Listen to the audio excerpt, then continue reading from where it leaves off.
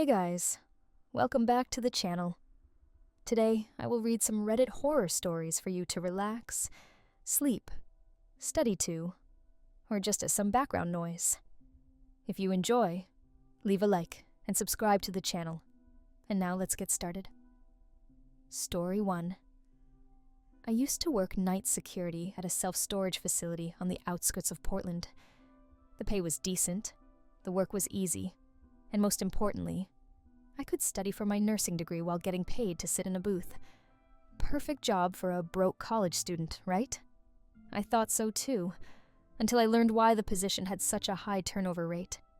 The facility was massive, over 800 units spread across a fenced compound that covered maybe 15 acres. My job was simple: monitor the cameras, do 2 walking patrols per shift, and make sure nobody broke in to steal stuff. The previous guard quit without notice, and my boss Marcus seemed weirdly eager to fill the position. He hired me on the spot after a 5-minute interview.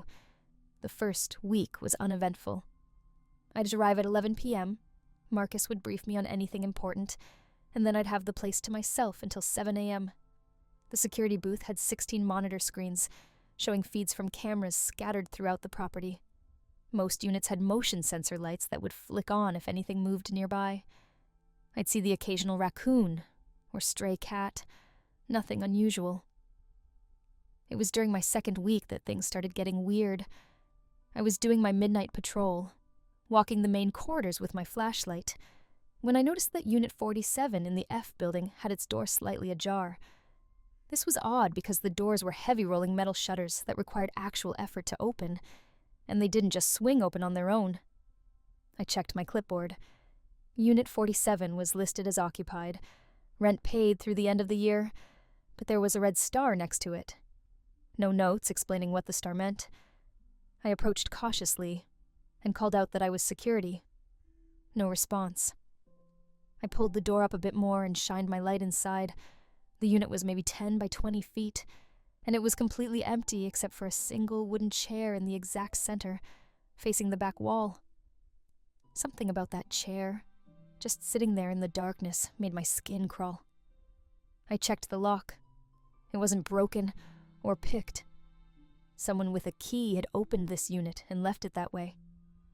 I closed the door, made a note on my log, and continued my patrol. When I got back to the booth, I texted Marcus about it. He responded immediately, which was weird for 1 a.m. Just close any open units you find. Don't go inside. Some renters are eccentric. That was it. No explanation about the star, or why he was awake and answering texts in the middle of the night. The next night, Unit 47 was open again. Same deal. Door slightly ajar, just enough to be noticeable. I closed it and moved on, but I couldn't shake the feeling that something was watching me from inside. When I checked the camera feeds, later, I rewound the footage to see who had opened it. But here's the thing. The camera covering that section of F building had been working fine all night, but during the 10-minute window when the door would have been opened, the feed showed nothing but static. Just that camera. Just those 10 minutes. I started keeping a closer eye on Unit 47. Every single night, sometime between midnight and 2 a.m., that door would be standing open. And every single night, the camera footage for that time period would be corrupted or missing. I mentioned this to Marcus, and he got irritated. Look, some technical glitches are normal in a place this old. Just do your job and stop obsessing over one unit. But I couldn't stop, because I'd started noticing other things. Like how the motion lights near Unit 47 would sometimes flick on and off in a pattern, left to right, like something was walking past them. But when I checked the cameras, there was never anything there. Or how sometimes I'd hear this low humming sound coming from that direction, almost like chanting, but too faint to make out words. 3 weeks into the job, I decided to break the rules. I wanted to know who was renting Unit 47 and why Marcus was being so cagey about it. The office was locked, but I'd watched Marcus unlock it enough times to know he kept the key in a magnetic box under the desk in the security booth. I found the rental agreements filed alphabetically and pulled the one for Unit 47.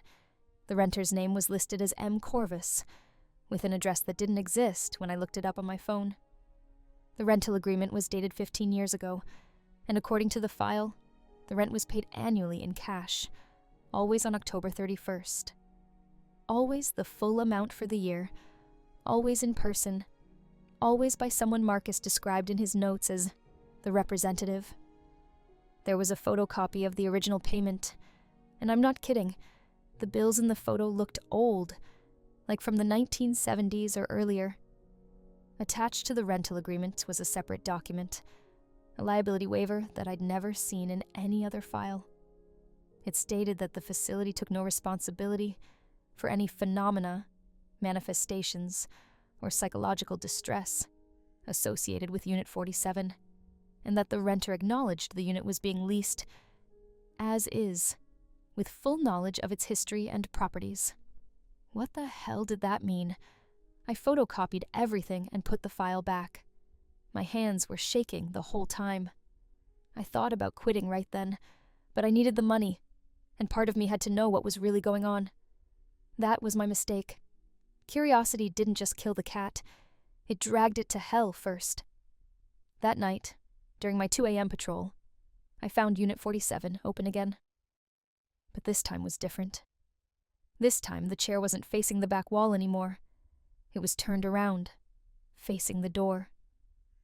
Facing me. And sitting on the chair was a piece of paper. I knew I shouldn't go in. Marcus had specifically told me not to. But I couldn't help myself. I stepped inside, just far enough to grab the paper. It was a note, handwritten in perfect cursive. "We've been waiting for someone who pays attention. Third door from the left. Basement level, come alone." My blood went cold. There was no basement level at this facility. I'd been working here for weeks. I'd seen the blueprints posted in the office. This was a single-story complex, but even as I thought this, I remembered something weird. During my first patrol, I'd noticed a door in the back of the office building, heavy and industrial-looking, with a staff-only sign that seemed more serious than it needed to be for a storage facility. Third door from the left in that hallway. I should have called the police. I should have quit. I should have done literally anything else. But instead, I found myself walking to the office building, using Marcus's key to get inside, and counting doors. 1, 2, 3. The third door had no label, no window, just a heavy deadbolt lock. I tried the key. It fit. The door opened onto a staircase leading down into darkness. The air that wafted up was cold and stale, like a tomb. My flashlight beam didn't seem to penetrate very far into the black. Every instinct I had screamed at me to close that door and leave. But I was in too deep now.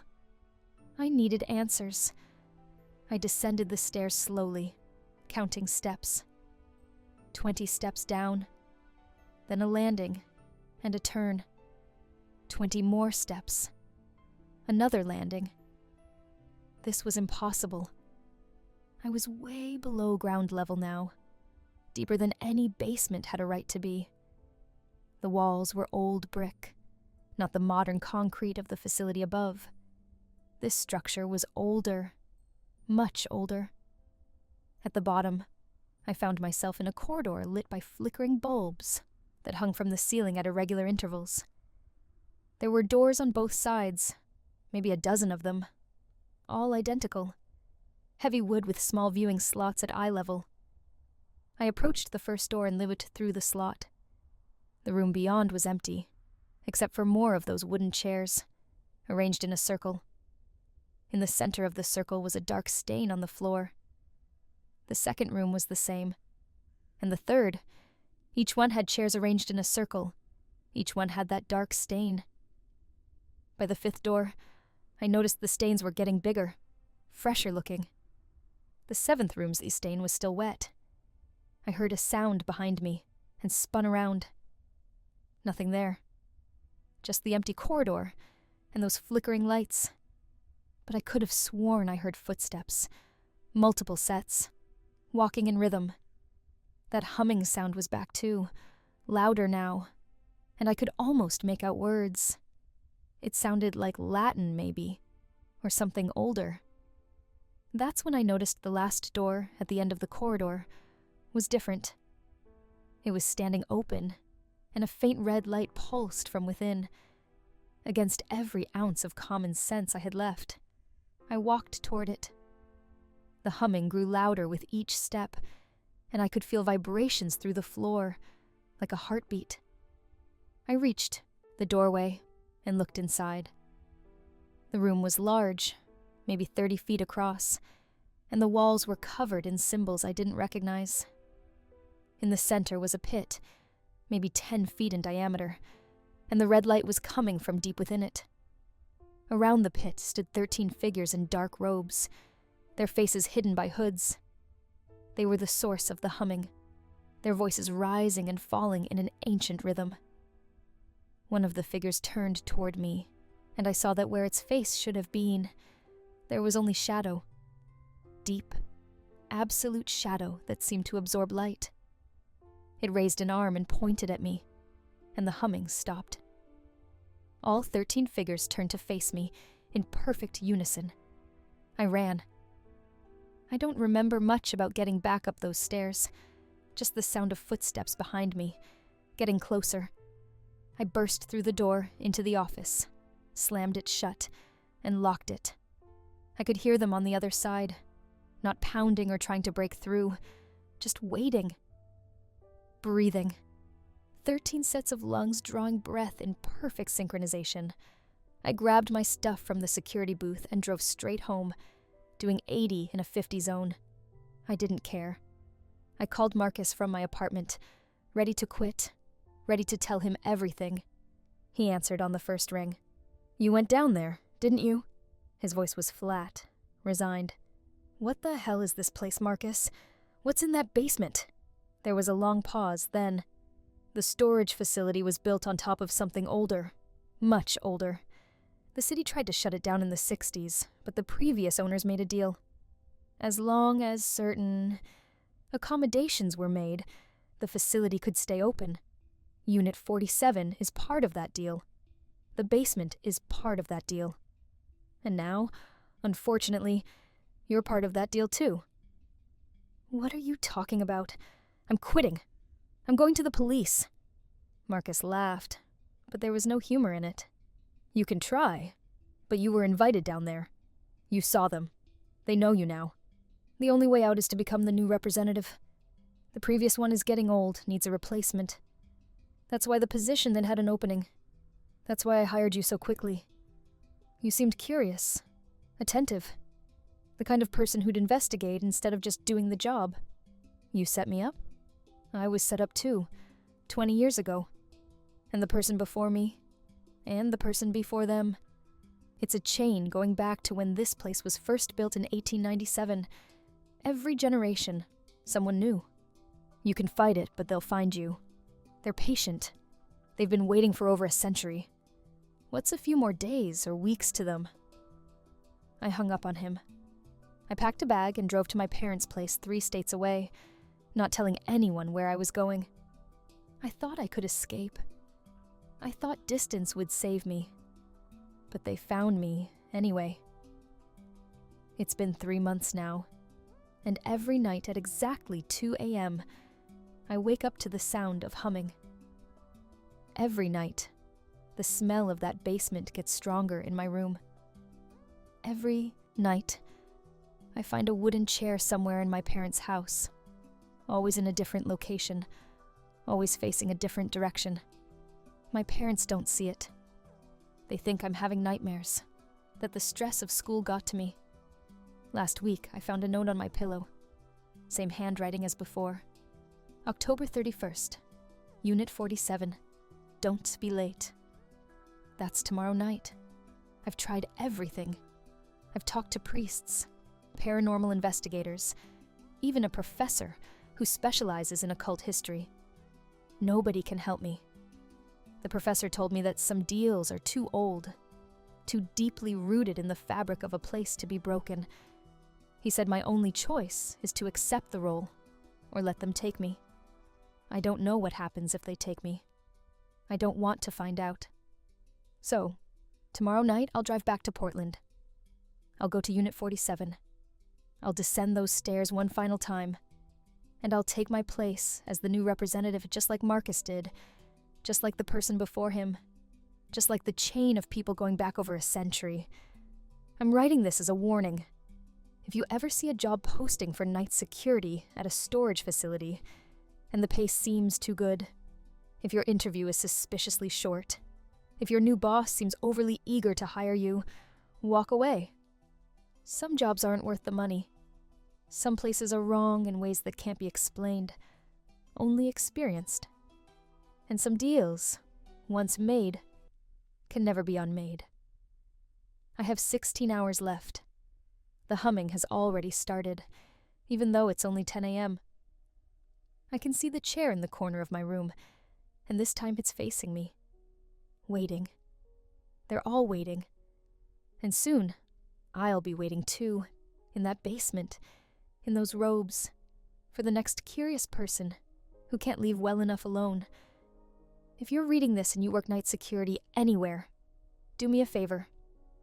If you find a door that shouldn't be there, don't open it. If you find a unit that keeps opening by itself, don't investigate. And if someone leaves you a note inviting you somewhere you've never been, burn it and quit your job. Because once you're invited, once you're seen, there's no going back. I need to pack now. I need to prepare. The representative needs to be ready. The ceremony can't be late. They've been waiting so long, and they don't like to be kept waiting any longer. See you at 2 a.m., Unit 47. I'll be the one in the robe, standing with the others, humming in the dark. And I'll be waiting for the next person too, the next curious soul who just has to know what's behind the door. We're always waiting. We've been waiting since 1897, and we'll be waiting long after you're gone. Story 2. I'm a real estate photographer, and I've seen some weird stuff in houses. Old dolls in attics, creepy basements, hoarder situations that would make your skin crawl. But nothing, and I mean nothing, compares to what I found in the Merrick house on Sycamore Lane. The listing agent, Patricia, called me on a Tuesday morning. She needed photos by Friday for a property that had just come on the market. The owners had moved out 2 weeks prior, left it completely furnished, and wanted a quick sale. The price was absurdly low for the neighborhood, a 4-bedroom colonial in a great school district listed at almost half the market value. Patricia sounded stressed on the phone, talking fast, almost desperate to get the photos done and the listing up. I arrived at noon on a sunny Wednesday. The house looked normal enough from the outside, well-maintained lawn, fresh paint, nice porch. But the moment I stepped through the front door, something felt wrong. The air inside was cold, despite it being mid-July, and there was this smell. Not rotten exactly, but stale and sweet, like flowers left too long in a vase. The furniture was nice, expensive even. Everything was arranged perfectly, like a staged home, but it was clear people had actually lived here. There were books on the shelves, dishes in the cabinets, family photos on the walls. The weird part was that in every single photo, the family was smiling. Not normal smiles either. Wide, stretched grins that showed too many teeth. There were 4 of them in the photos. A father, mother, and 2 kids, maybe 8 and 10 years old. In every picture, those same unnatural smiles. I started in the living room, setting up my tripod and camera. Professional real estate photography requires getting the lighting just right, showing the space at its best. I took my shots, moved to the dining room, then the kitchen. Everything seemed fine until I was reviewing the photos on my camera's display. In the background of the kitchen shot, visible through the doorway to the living room, there was a figure, just standing there. I could see it clearly on the small screen, a person-shaped shadow in the doorway. I looked up at the actual doorway. Nothing there. I looked back at the camera display. Still there in the photo. My hands started shaking. I deleted the photo and took another one. Same thing. Figure in the doorway. I walked over to the living room, searched everywhere. The house was empty. Completely empty. But my camera kept capturing something I couldn't see with my naked eye. I should have left right then. But I had a contract, and I needed the money. Student loans don't pay themselves. So I kept shooting, trying to ignore the growing feeling that I wasn't alone. I moved upstairs to photograph the bedrooms. The master bedroom was at the end of the hall, and as I approached it, I heard something. A sound like breathing, rhythmic and slow, coming from behind the closed door. I opened it slowly. The room was empty, but the breathing sound continued, seeming to come from everywhere, and nowhere at once. The bed was made perfectly, decorative pillows arranged just so. On the nightstand was another family photo, same 4 people, same horrible smiles. But something about this photo was different. I picked it up to look closer, and my blood went cold. In this photo, there was a 5th person in the background. Someone I hadn't seen in any of the other pictures. A woman in a white dress, standing behind the family, her face a blur of motion, like she'd moved right as the shutter clicked. I set the photo down and started taking pictures of the room, working quickly now, wanting to get this job done and get out. As I was shooting the closet, my camera's flash reflected off something inside. I stepped closer and saw that the entire back wall of the closet was covered in writing. Hundreds of sentences, scrawled in what looked like marker, all saying the same thing over and over. Keep smiling, keep smiling, keep smiling. The writing covered every inch of the wall, floor to ceiling, each letter meticulously formed, each repetition exactly the same size and spacing. Someone had spent hours, maybe days, writing this. I backed out of the closet and noticed my camera felt heavier. I looked at the display screen, and what I saw made me drop it.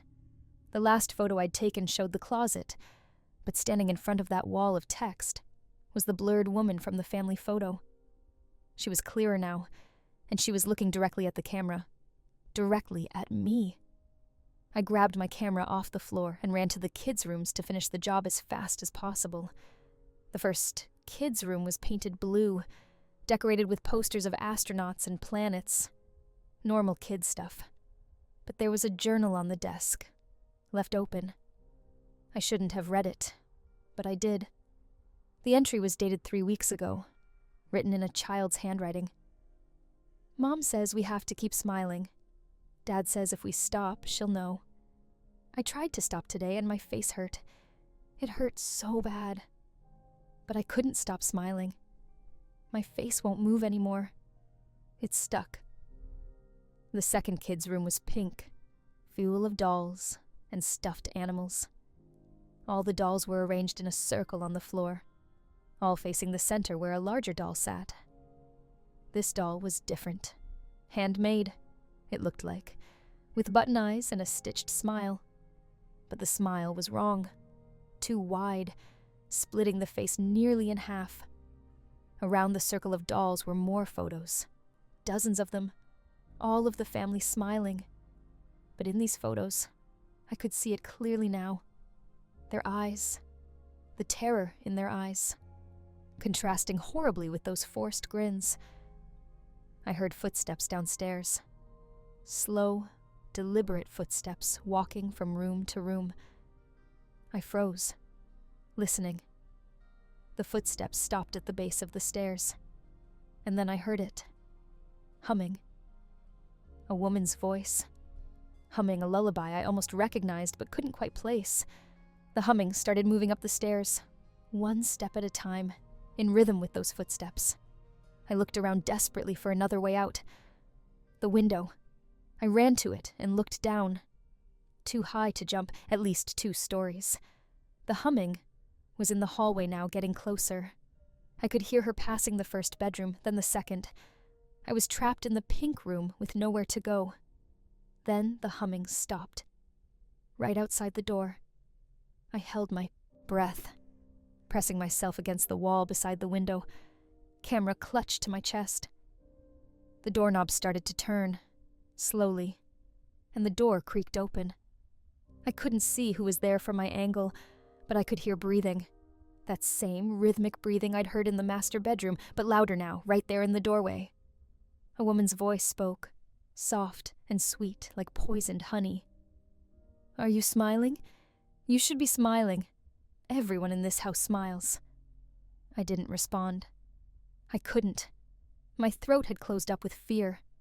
The breathing continued, and then I heard footsteps entering the room, bare feet on hardwood, moving slowly toward where I was hiding. I pressed harder against the wall, making myself as small as possible. "I can see you," the voice said, closer now. "I can always see. That's my gift. That's why they brought me here. To make sure everyone smiles. To make sure everyone is happy. Are you happy?" A hand appeared at the edge of my vision, pale and thin, with fingernails that looked more like claws, yellowed and long. The hand reached for me and I finally broke. I screamed and shoved past her, not looking at her face, knowing somehow that looking would be the worst thing I could do. I ran for the stairs, taking them 3 at a time, hearing her following behind me. Those footsteps impossibly fast now. I made it to the front door and yanked it open, throwing myself outside into the bright afternoon sun. I ran to my car, fumbled with my keys, finally got the door open and locked myself inside. I looked back at the house. She was standing in the doorway, fully visible now in the sunlight. She was impossibly thin, wearing a white dress that was stained with something dark. Her hair hung in long, wet-looking strands around her face. But her face, God, her face.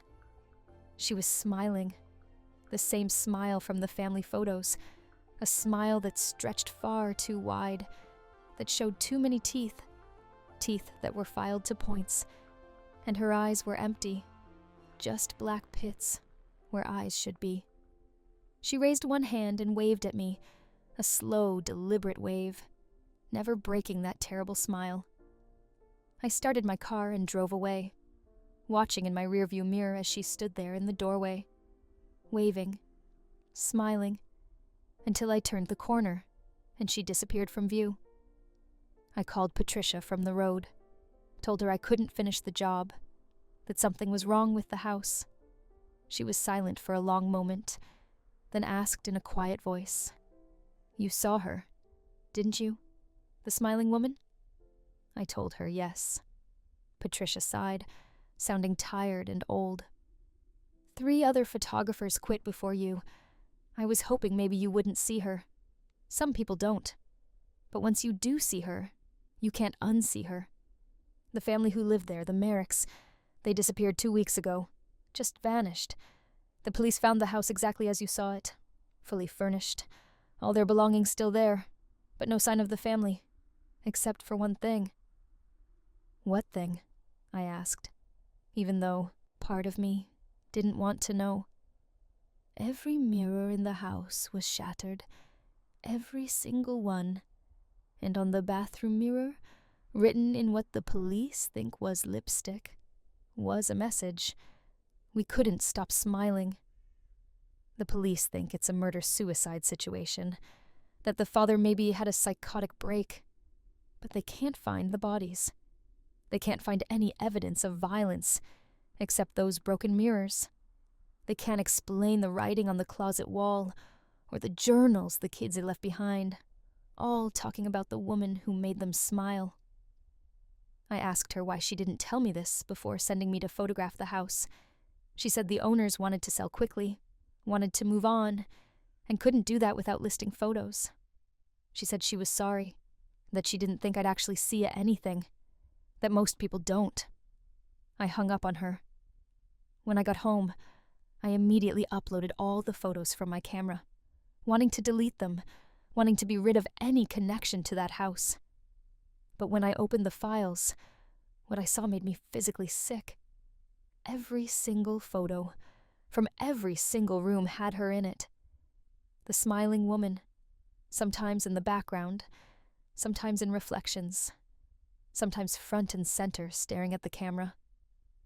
In the last photo I'd taken, the one from when I was trapped in the pink bedroom, she was right in front of the camera, her face filling the entire frame, that smile stretching impossibly wide. I deleted everything and threw my camera in the trash. I thought that would be the end of it. But it wasn't. That night, I woke up at 3 a.m. to the sound of humming. That same lullaby from the house. I sat up in bed and saw her standing in the corner of my room, barely visible in the darkness. But I could see her smile, glowing faintly like some kind of bioluminescent fungus. She stepped closer, and I could hear her whispering, "Are you smiling? You should be smiling. I came all this way to help you smile." I turned on the light, and she vanished. But I could still feel her presence, still smell that sweet, stale flower smell. I didn't sleep the rest of the night. I sat in my living room with all the lights on, telling myself it was just stress, just my imagination playing tricks after a traumatic experience. But the next night, she came back, and the night after that. Always at 3 a.m. Always humming that lullaby. Always asking if I was smiling. Each night she got closer, stayed longer, became more solid and real. I started sleeping with the lights on, started staying at friends' places, but it didn't matter. Wherever I went, she found me. I researched the house, digging through old records at the library. The house had been built in 1952, and the first family to live there had also disappeared under mysterious circumstances in 1959. The second family had lasted 3 years before the parents were found dead in their bedroom, both with their faces locked in permanent smiles, their facial muscles frozen in rictus grins. The official cause of death was listed as simultaneous stroke, but the coroner's notes mentioned something about their jaws being dislocated from smiling too hard for too long. Over the decades, 11 families had lived in that house. 8 of them had met with tragedy, disappearances, deaths, and in one case, a mass murder-suicide where the father killed his entire family before taking his own life. In every case, witnesses reported seeing the family members smiling inappropriately in the weeks before the incidents, smiling at funerals, smiling while crying, unable to stop smiling even when they were clearly in distress. I found one account from a survivor, a daughter who had been away at college when her family died in 1987. She described coming home to visit and finding her mother and siblings all sitting at the dinner table, smiling, but unable to move otherwise. She said their eyes were pleading with her to help them, but their faces were locked in those grins. When she tried to call for help, she heard humming coming from upstairs. She ran and never went back. In her statement to the police, she described seeing a woman in a white dress at the top of the stairs, a woman who shouldn't have been there, a woman whose smile was too wide to be human. The woman in white had been seen by multiple witnesses over the years. Some called her a ghost. Others thought she was some kind of demon. But everyone agreed on one thing. If she chose you, if she decided you needed to smile, you couldn't escape her. She would visit you every night, getting closer, getting stronger, until one night she would reach out and touch your face. And from that moment on, you'd never stop smiling again. I'm writing this as a warning and as a confession. It's been 3 weeks since I went to that house, and she visits me every single night now. Last night, she touched my shoulder for the first time. I could feel her fingers, ice cold, pressing into my skin. Tonight, I think she'll touch my face. I can feel it coming. I can feel my own face starting to twitch, my muscles preparing for that eternal smile. I've tried everything. Priests, mediums, paranormal investigators. Nobody can help. One priest told me that the woman in white feeds on something specific. She feeds on the act of forcing happiness where there should be none, on creating joy through pain, on making people smile while they suffer. He said she's probably ancient, that entities like her have existed in various forms throughout history, always drawn to places where families gather, where happiness is supposed to exist. I've stopped going to work. I've stopped seeing friends. I spend my days researching, looking for some way to break her connection to me, but I know deep down that there isn't one. She's chosen me. She saw me in that house, and now I'm hers. The Merrick family tried to resist, tried to fight, and you saw how that ended. They couldn't stop smiling even as they begged for help through their eyes. My face has started to hurt. Just small twitches at first, around my mouth, my cheeks.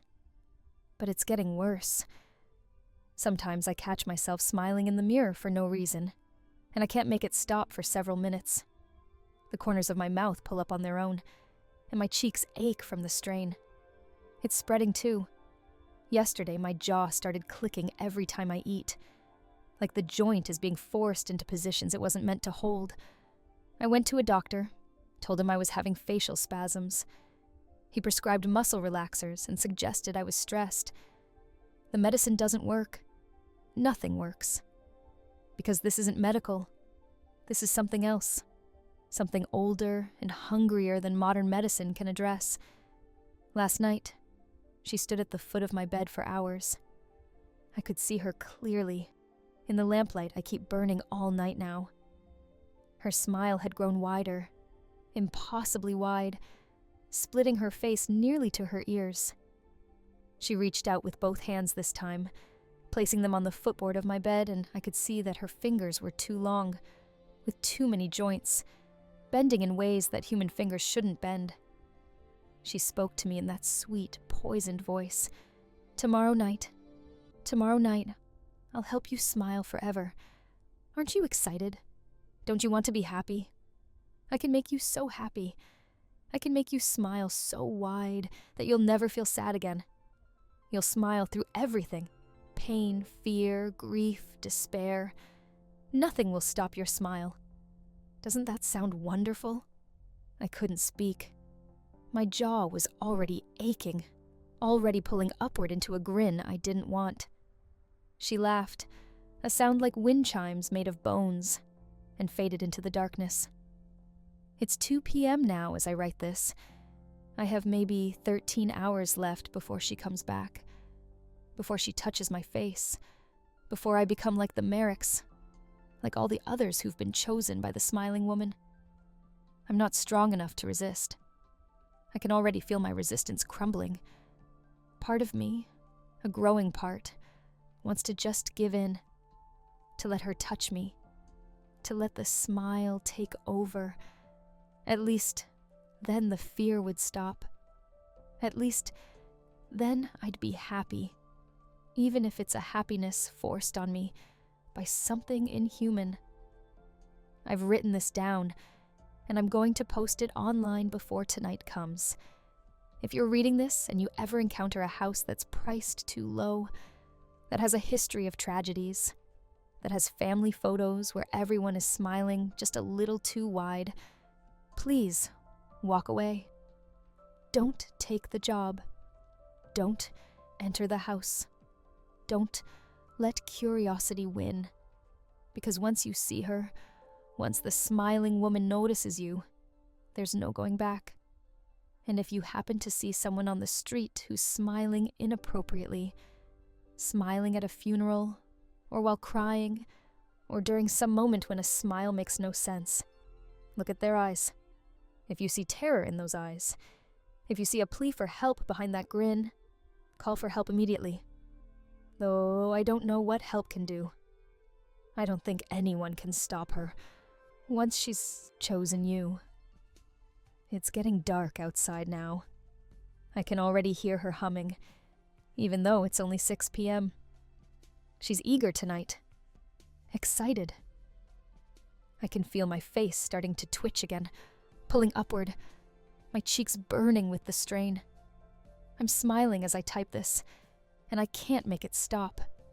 I can't make it stop. My jaw hurts so much, but the smile just keeps getting wider. She's here, now. I can see her in the corner of the room, even in the fading daylight.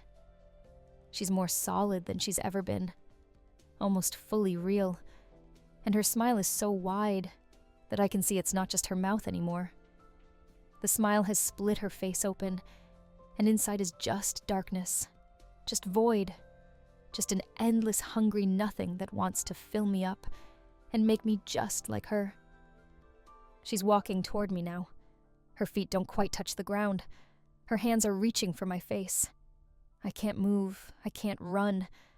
I can only sit here and smile and smile and smile, while every muscle in my face screams in agony. And she gets closer and closer, and oh God, her fingers are cold. They're so cold. And they're touching my cheeks now, and I can't stop smiling. I can't stop smiling. I can't. I'm smiling. I'm smiling. I'm smiling. Isn't it wonderful? I'm so happy now. She helped me. She touched my face, and now I understand. Now I see why everyone in that house was smiling.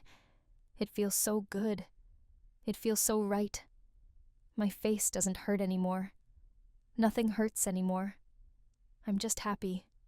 So perfectly, endlessly happy. Don't you want to smile too? Story 3. I need to tell someone about what happened in the Tears of the Mountain cave system before I lose my nerve completely. My name is Marcus Webb, and I was part of a 4-person cave diving team that went into an unexplored section of underwater caves in northern Thailand 3 months ago. I'm the only one who came back. Cave diving is already one of the most dangerous activities on Earth. You're underwater, in the dark, in tight spaces where you can't surface, relying completely on your equipment and your training. One mistake and you're dead. But we were professionals. Sarah Chen was our team leader. 20 years of experience, over 500 logged cave dives. Rick Martinez was our safety officer, former Navy rescue diver. And then there was Emily Park, our mapping specialist, who could navigate underground systems like she had GPS built into her brain. I was the photographer and videographer, documenting everything for the Research Foundation that funded our expedition. The Tears of the Mountain system had been partially explored by local divers, but there was a section that nobody had ever gone past. It was a sump about 200 feet down, a flooded passage that local guides said had no exit. But Emily had analyzed the topography and believed there was a massive air-filled cavern beyond it, maybe one of the largest undiscovered cave systems in Southeast Asia. If we could get through that sump, we might find chambers that hadn't been seen by human eyes in thousands of years. Maybe never. We spent 2 weeks prepping, setting up base camp, staging our equipment, running practice dives. Everything was planned down to the minute. We'd go in, pass through the known sections, navigate the sump, and hopefully emerge into the theorized air chamber beyond. Total dive time was estimated at 6 hours round trip. We brought enough air for 9, plus emergency supplies cached along the route. The first part of the dive went perfectly. The water in these caves is crystal clear, and with our high-powered lights, we could see incredible formations. Flowstone, stalactites that had been submerged for millennia, narrow passages that opened into cathedral-sized rooms. I was filming everything, getting footage that would make our documentary spectacular. Sarah led the way, laying down guideline as we went, marking our route so we could find our way back in the zero visibility that could happen if sediment got stirred up.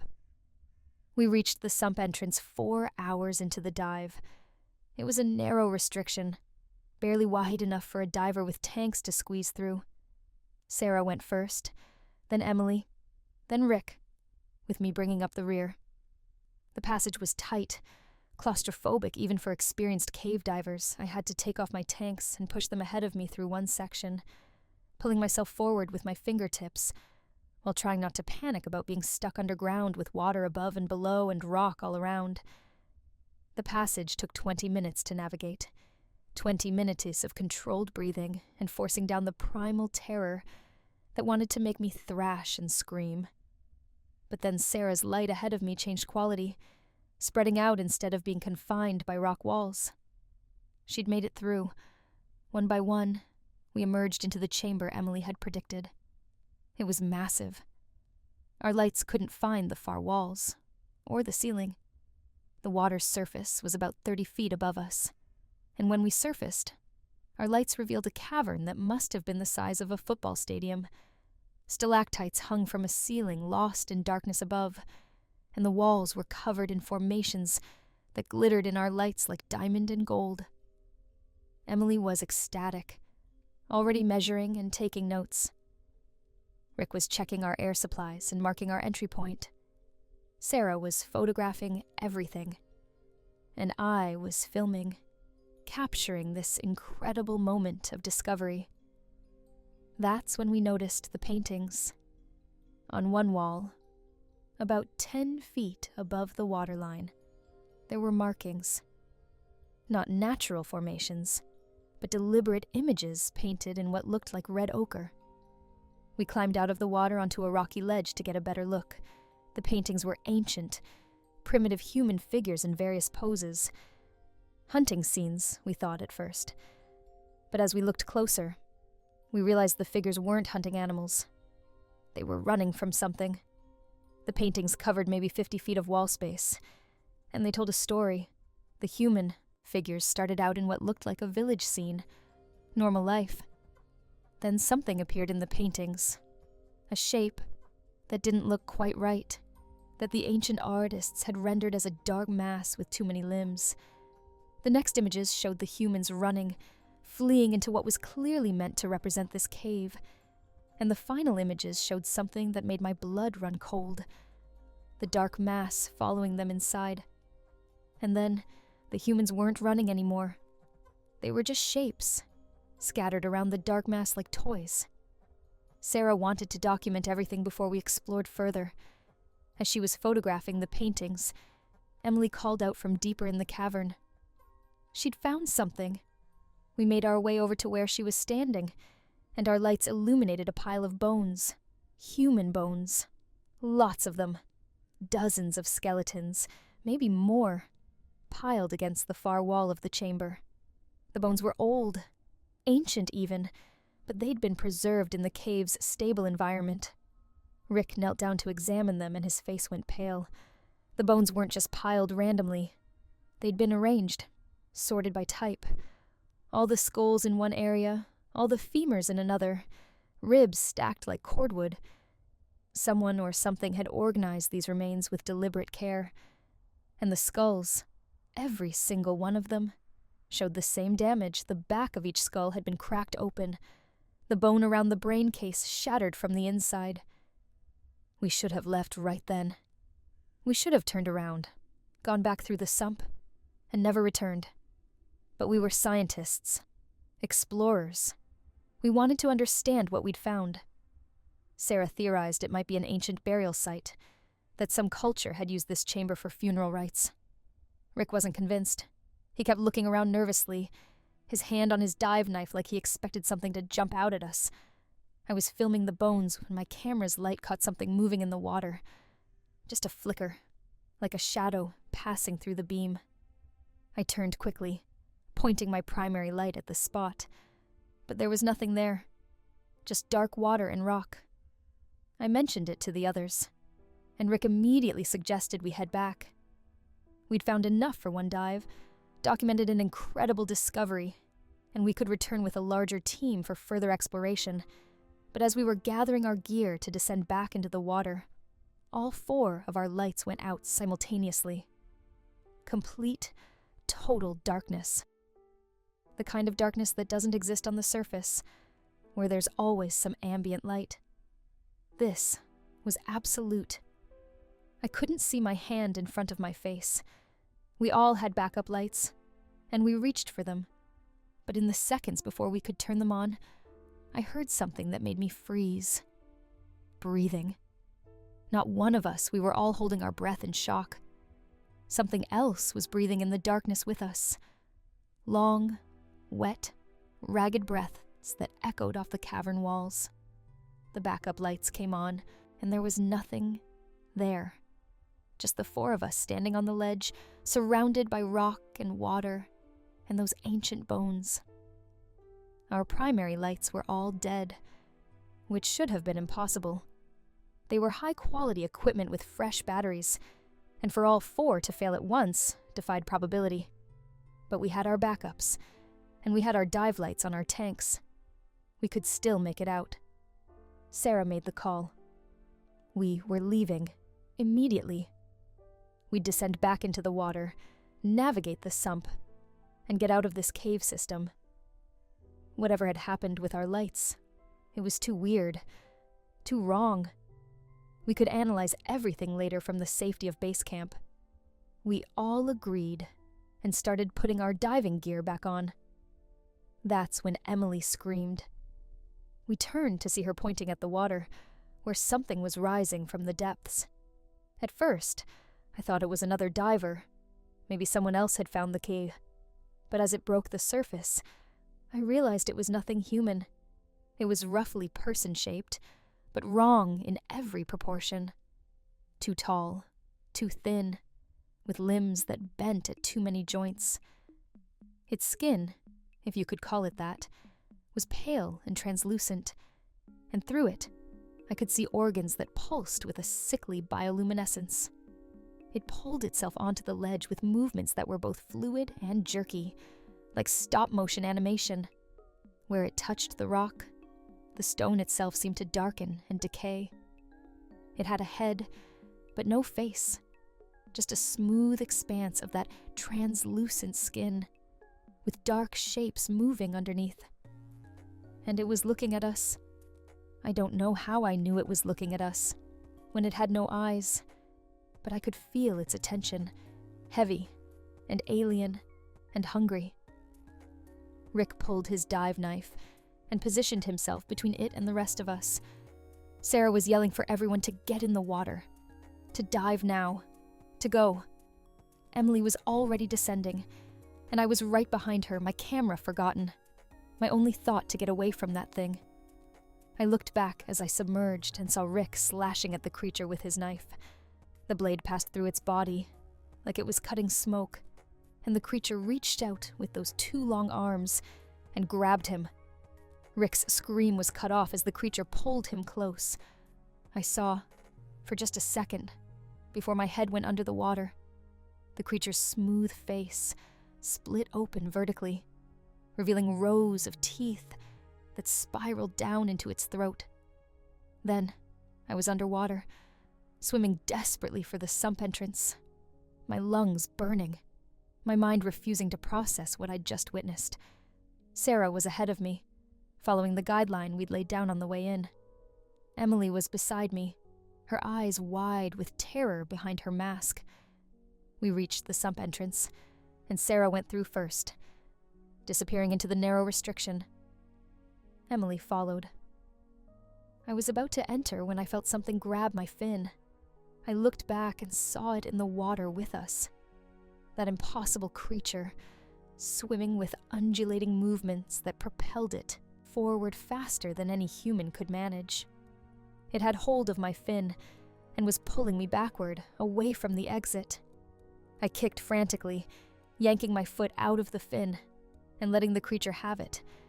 I squeezed into the sump restriction, scraping my tanks against the rock, moving as fast as I dared through the narrow passage. Behind me, I could hear sounds through the water, wet slithering sounds, and that breathing, getting closer. The passage seemed longer than it had on the way in, seemed to go on forever, and I was sure I was going to feel those long fingers grabbing me any second. But then, I was through, emerging into the main cave system, and Sarah and Emily were there waiting for me. We didn't speak, couldn't speak underwater, but Sarah's eyes were asking where Rick was. I shook my head, and even through the diving mask, I could see her face crumble. But there was no time to grieve. We had to get out. We followed the guideline back through the cave system, moving as fast as we safely could. Every shadow looked like the creature. Every reflection of our lights off the water made me think it was right behind us. The swim that had taken us 2 hours on the way in, we completed in 90 minutes on the way out, pushing the limits of safe cave diving protocol, but not caring anymore about anything except reaching the surface and the sunlight and the world above. We emerged into the open water of the cenote, where we'd started our dive, and surfaced in the golden light of late afternoon. We'd been underground for 8 hours. The support team on the surface saw us immediately, only 3 of us returning instead of 4, and they knew something had gone catastrophically wrong. We were pulled from the water, our gear removed, wrapped in blankets even though it was hot, and everyone was asking what happened. Where was Rick? Was he hurt? Was he still down there? Sarah told them there had been an accident, that Rick was gone, that we needed to contact the authorities and seal the cave entrance. She was going into shock, her words coming out mechanical and flat. Emily wasn't speaking at all, just sitting and staring at nothing, her body shaking despite the blanket. I was trying to explain what we'd seen, but I knew how crazy it sounded. A creature, paintings, arranged bones, something that shouldn't exist. The Thai authorities arrived by the next morning. They wanted a full report, wanted to mount a recovery operation for Rick's body. We tried to tell them not to go down there, that it wasn't safe, but how could we explain? We had no proof. I dropped my camera when we fled. The footage was lost. All we had was our story, and it sounded like the ravings of divers who'd experienced nitrogen narcosis or some other diving-related psychological break. They sent a recovery team down anyway. 4 experienced Thai cave divers, all former military, all with decades of experience. They went in fully equipped, with communication lines to the surface, with backup teams standing by. They made it through the sump. We were monitoring their communications from base camp, and we heard them surface in the chamber. We heard them see the bones. We heard their amazement at the size of the cavern. And then we heard them scream. The communication line went dead. The backup team went in immediately, but when they reached the sump, the guideline had been cut. Not frayed or broken, but cut cleanly, as if with a blade. They couldn't find the recovery team. They searched for 6 hours before being forced to turn back, due to air supply. The 4 divers were gone, vanished, just like Rick. The Thai government sealed the cave the next day. Permanent closure. No entry permitted under penalty of law. They ruled it a diving accident, said the cave system was too unstable, too dangerous.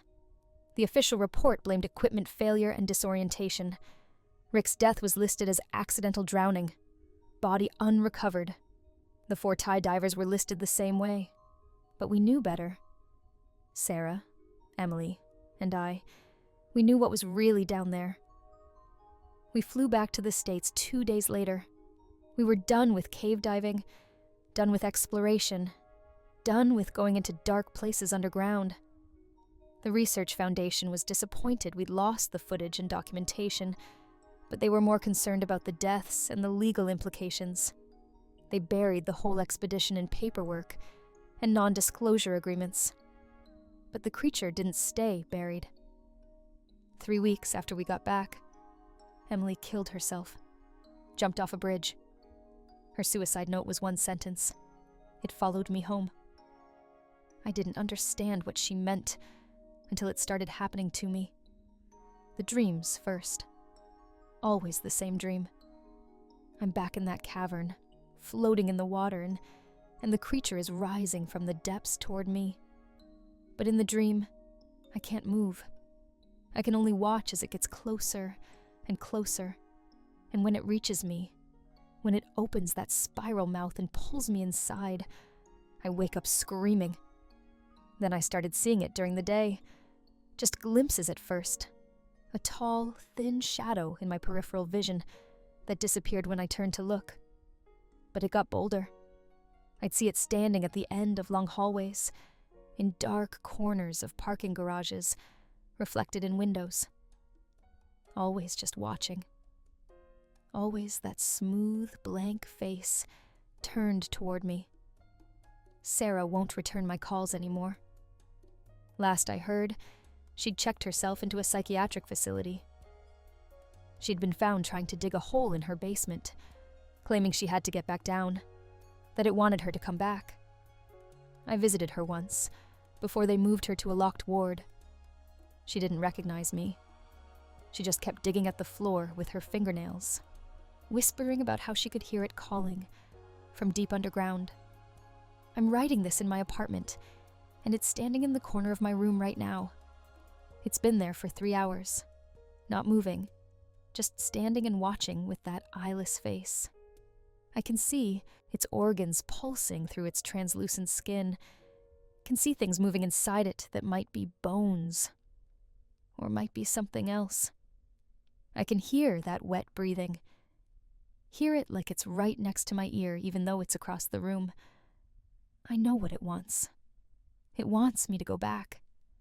It wants me back in the caves, back in the darkness, back where I belong.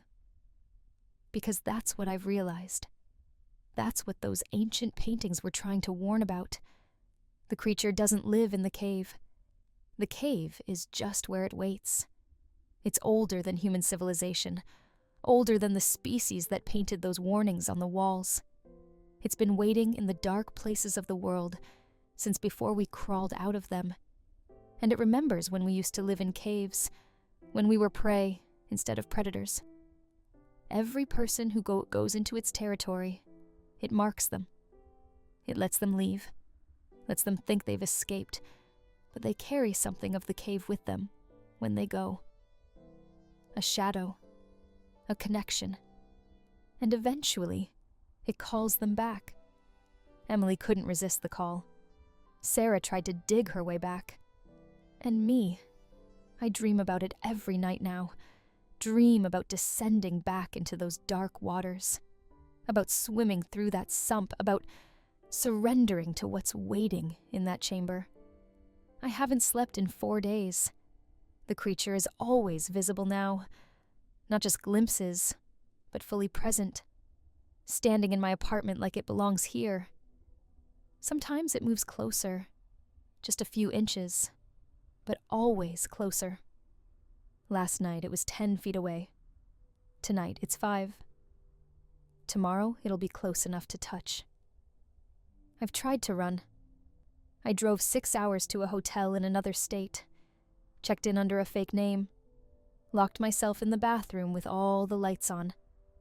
It was standing in the bathtub when I looked up. I've tried churches, thinking maybe holy ground would help. It stood in the shadows between the pews. I've tried crowded places, thinking maybe it couldn't appear around other people. But I'm the only one who can see it. People walk right past it without noticing. I'm alone in this. The dreams have changed. Now when the creature pulls me into its mouth, I don't wake up. I go somewhere else. I see a vast network of caves, stretching down into the earth farther than should be possible, farther than the depth of the mantle, into spaces that can't exist but do. And in those caves, I see others. Thousands of them. Millions, maybe. All the people throughout history who went into dark places underground and disturbed something they shouldn't have. They're all down there, standing in the darkness, waiting for more to join them. I understand now why the bones in that chamber were arranged so carefully. It wasn't a burial site. It was a collection. Those people hadn't died in the cave. They'd been kept there, sorted and organized like specimens, and their skulls were cracked open because the creature had been looking for something. looking for whatever it is that makes us human, that makes us afraid of the dark, that makes us explore anyway, despite the fear. I'm out of options. I've contacted paranormal investigators, occult experts, anyone who might understand what's happening. They all say the same thing. Once you're marked by something like this, there's no breaking free. The only choice is whether you go willingly or whether it takes you screaming. Either way, you end up in the same place. Down in the dark. Down where it waits. It's touching me now as I type this. Its hand, if you can call it that, is resting on my shoulder. I can feel its fingers, cold and wet, gently squeezing. I can hear its breathing right next to my ear. Can smell it, like stagnant water and old bones. My monitor is flickering. The lights in my apartment are dimming. The darkness is spreading from where the creature stands, spreading across my floor like spilled ink, turning my apartment into a cave, into the cave, into the place where it wants me to be. I tried to fight. I tried to resist. But Emily was right. It followed us home. And now it's time to go back. I can see the water now, rising up through my floorboards, cold and clear and deep. I can see the entrance to the sump forming in my wall, that narrow restriction that leads back to the chamber. The creature is guiding me toward it, gently but firmly. And I'm not fighting anymore. I'm too tired, too scared, too broken. If you're reading this, if you find this document on my computer after I'm gone, please don't go looking for me. Don't organize a rescue or recovery operation. Don't go into the tiers of the mountain cave system or any other deep cave system in Thailand. Don't go into any caves at all if you can help it. Some places aren't meant for humans anymore. Some places belong to things that were old when our ancestors first learned to fear the dark. And whatever you do, if you see a tall, thin shadow in your peripheral vision, if you hear wet breathing in the night, if you dream about descending into dark water and never coming back up, run. Leave everything behind and run as far and as fast as you can. Maybe you'll escape. Maybe you'll be luckier than we were. But probably not. Probably it's already marked you, already claimed you, already started the process of calling you home to the darkness. The water is up to my knees now. The sump entrance is fully formed. I can see the narrow passage leading down and down and down. The creature is behind me, its hands on both my shoulders now, steering me forward. I can hear others calling from below, voices I recognize. Rick is down there. Emily, the 4 Thai divers, all the others throughout history who disturbed what sleeps in caves. They're waiting for me to join them. They're waiting in the dark. I'm going in now. The water is cold. The passage is narrow. I can barely fit with the creature pushing me from behind. But I'm going. I don't have a choice anymore. None of us do once we're marked. We all go back eventually. We all return to the caves. We all go home to the dark. If anyone finds this, tell my family I'm sorry. Tell them I didn't want to go. Tell them I fought as long as I could. But most importantly, tell them not to come looking for me. Because if they do, if they go down into those caves searching for me, the creature will mark them too. And then they'll have to join us down here in the dark, standing in the chambers, sorted and arranged, waiting for the next explorer who doesn't understand that some discoveries aren't worth making, that some places should stay unexplored, that some darkness should never see the light. The water is over my head now. I'm swimming through the sump. The guideline is still there, leading back to the chamber. I can see lights ahead, bioluminescent organs pulsing in the dark, showing me the way home. I can see the others waiting for me, standing in neat rows, sorted by type, organized and collected, and kept. I'm almost there. Almost home. The creature is happy. I can feel its satisfaction like a physical presence in the water around me. It has reclaimed what was marked. It has brought another one back to the caves where we all belong. And it's already looking forward to the next dive team, the next group of explorers who think they can penetrate the deep places of the world without consequence, without payment, without joining the collection in the dark. I'm through the sump now. I can see the chamber. I can see my place in the collection. My spot is ready.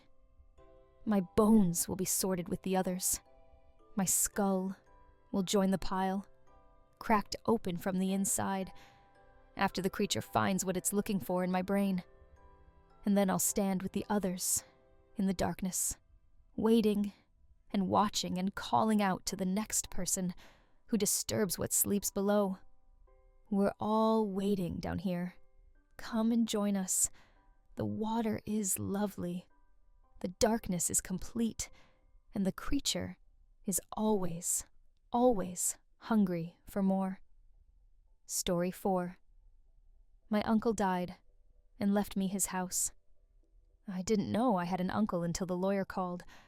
Apparently, my father's brother had been living alone in rural Vermont for the past 40 years, and when he died with no other relatives, I was the sole heir. The lawyer said the estate was worth about $200,000. The house and some land. No debts. It seemed too good to be true. I should have trusted that instinct. I drove up from Boston on a gray October morning. The house was 3 hours into the mountains, down a dirt road that hadn't seen maintenance in years. The property was massive, 200 acres of forest, surrounding a Victorian mansion that had seen better days. The paint was peeling, shutters hung crooked, and the whole place had that abandoned look that buildings get when nobody's loved them for a long time. The lawyer had sent me the keys and told me I could take possession immediately. My uncle had left everything exactly as it was, with instructions that nothing be removed or altered before I took ownership. I thought that was odd, but rich eccentrics often have strange requests. I didn't know yet that my uncle hadn't been rich or eccentric. He'd been terrified. I unlocked the front door and stepped into darkness. Heavy curtains covered every window, blocking out what little daylight remained. I found a light switch and flipped it. Nothing happened. The power had been shut off. I used my phone flashlight to navigate inside, making my way to the windows to open the curtains. The fabric was so old and rotted that it tore in my hands, disintegrating into dust. With light coming in, I could see the interior. The house was furnished, but covered in dust and cobwebs. Everything looked like it was from the 1970s. Avocado green appliances in the kitchen, shag carpeting in the living room, wood paneling on the walls. But it wasn't the dated decor that made me uneasy. It was the locks. Every door had multiple locks. Deadbolts, chain locks, slide locks, some that looked custom-made. Every window had bars on the inside, heavy iron bars bolted directly into the wall studs. The front door alone had 7 different locks, and I'd only opened 3 of them with the keys the lawyer gave me. Someone had really, really wanted to keep something out. Or keep something in. I found my uncle's bedroom on the 2nd floor. The bed was made, clothes hung neatly in the closet, everything in its place like he'd just stepped out for a moment. On the nightstand was a journal, leather-bound and worn. I opened it to the first page. My uncle's handwriting was small and precise. If you're reading this, I'm dead. I'm sorry for what you've inherited. I'm sorry I couldn't end this myself. Read everything before you make any decisions. And whatever you do, don't go into the basement after dark. The basement. I hadn't seen a basement door yet, but old houses like this always had them. I kept reading the journal, The entries started in 1981, just after my uncle had bought the property. He'd been excited then, writing about his plans to restore the house, to live a quiet life away from the city. The entries were cheerful, optimistic, normal. Then, 3 months after he moved in, the tone changed.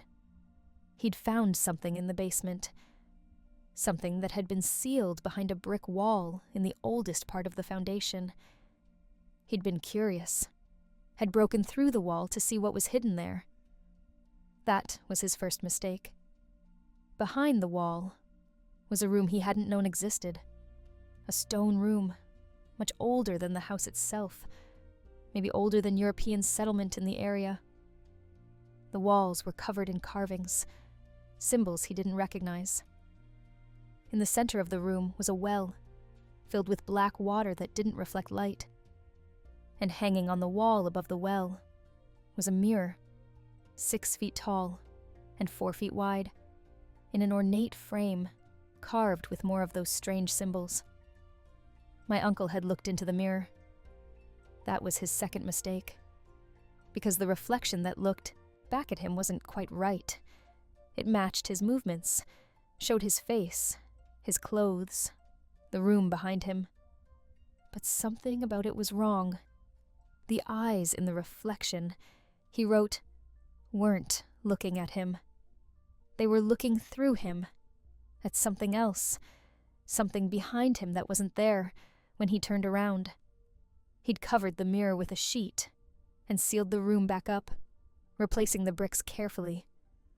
But that night, he heard sounds from the basement. Footsteps walking across the floor. A voice calling his name. He went down to check, and the wall he'd rebuilt was broken open again. The sheet he'd placed over the mirror was on the floor, and the reflection in the mirror was smiling at him, even though he wasn't smiling. The journal entries became increasingly frantic over the following months. My uncle tried everything to get rid of the mirror. He tried to break it, but hammers bounced off the glass without leaving a mark. He tried to burn it, but the flames wouldn't touch it. He tried to bury it in the woods, but when he came back to the house, it was hanging in the basement again, in exactly the same spot. And the reflection kept changing. It started doing things he wasn't doing, moving when he stood still, speaking when he was silent, going places in the mirror world that he wasn't going in the real world. He'd be standing in the basement, and his reflection would walk up the stairs, through the house, out the front door. He'd watch it go, watch himself leaving the house in the mirror, while he remained frozen in the basement, unable to look away. The worst part, he wrote, was that the reflection started bringing things back. It would return to the mirror, carrying objects that didn't exist in our world. Dead birds with too many wings. Books, written in languages that hurt to look at. Once, it came back dragging something that looked almost human, but wasn't. And it left that thing just outside the mirror's frame, where my uncle couldn't quite see it, but could hear it breathing in the dark. My uncle realized he couldn't leave. Whenever he tried to pack, to abandon the house, the reflection would become violent. It would slam its fists against the inside of the mirror, and every impact would send pain lancing through my uncle's body. It would scream, and the sound would pour out of the mirror and echo through the house like 100 voices. It wanted him to stay, needed him to stay, because as long as he remained in the house, his reflection was bound to the mirror. But if he left, if he went too far away, the reflection might find a way to cross over. That's when my uncle started adding the locks. He figured if he couldn't leave, he could at least make sure nothing got in. Or got out. He reinforced every entrance, barred every window, turned the house into a prison with himself as the only inmate. He lived there for 40 years, watching his reflection in the mirror, making sure it stayed on its side of the glass. The journal's final entry was dated 1 week before his death. His handwriting was shaky, barely legible. It's found a way. Not all the way through yet, but close. I can feel it reaching for me even when I'm not in the basement. The boundaries are thinning. When I die, it will be free unless someone takes my place. I'm sorry. I'm so sorry. But someone has to watch the mirror. Someone has to make sure it doesn't cross over. I left the house to the only family I had left, hoping they'd be strong enough to do what I couldn't. End this. Destroy the mirror, or stay and guard it. Those are the only choices. I closed the journal, my hands shaking. This was insane. My uncle had clearly lost his mind living alone out here for 4 decades. There was no evil mirror, no malevolent reflection. There was just an old house and a mentally ill man who died alone. I would sell this place, take the money, and forget any of this happened. But first, I needed to see the basement. I needed to prove to myself that it was all delusion. I searched the first floor and found the basement door in the kitchen, hidden behind a pantry shelf that slid to the side. The door had even more locks than the others. I counted 12. My keyring only had keys for 3 of them. I found a toolbox in the garage and used a crowbar to break the locks I couldn't open. The door swung inward, revealing stone steps leading down into darkness. Cold air wafted up, carrying a smell like old pennies and stagnant water. I flicked the light switch at the top of the stairs. No power, just like the rest of the house. I'd have to use my phone flashlight. I descended slowly, my light beam cutting through the dark. The basement was exactly as my uncle had described. Stone walls, low ceiling, dirt floor. And there, on the far wall, I could see the brick wall he'd written about. It had been broken open again, a ragged hole revealing the room beyond. I walked closer, my heart pounding. Through the hole, I could see the stone room, the well in the center, and above it, covered in dust and cobwebs, the mirror. It was massive, dominating the wall, its ornate frame covered in symbols that seemed to writhe in my light beam. The glass itself was black, not reflecting anything, just showing void. I stepped through the hole into the room. The temperature dropped 20 degrees immediately. My breath came out in white clouds.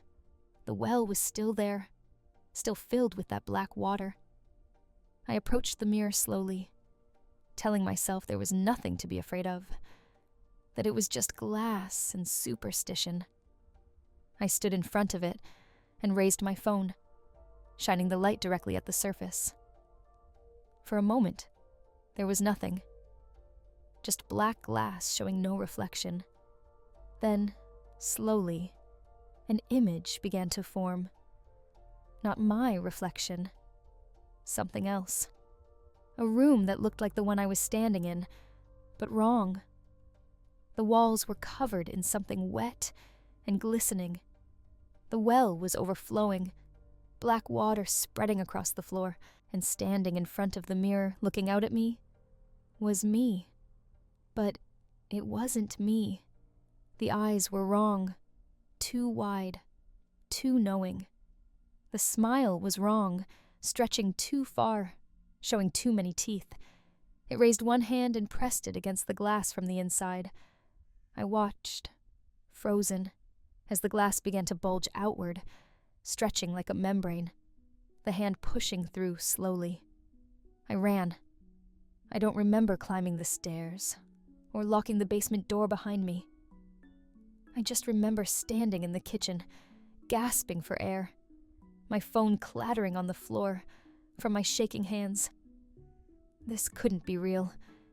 It couldn't be. But I'd seen it. I'd seen myself on the other side of that mirror, pushing against the glass, trying to get through. I should have left then. Should have gotten in my car and driven back to Boston, and never looked back. But it was getting dark, and the nearest town was an hour away down a dangerous mountain road. I'd stay one night, I decided.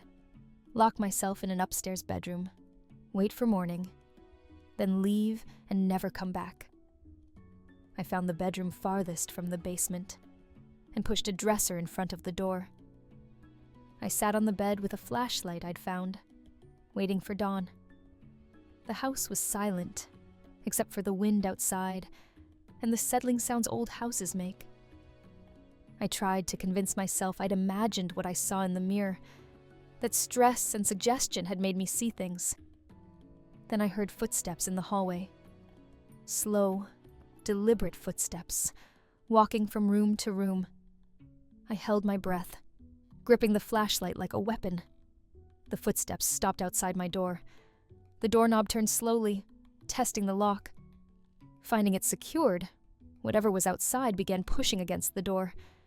The dresser scraped forward an inch. I heard my own voice from the hallway, but wrong, distorted.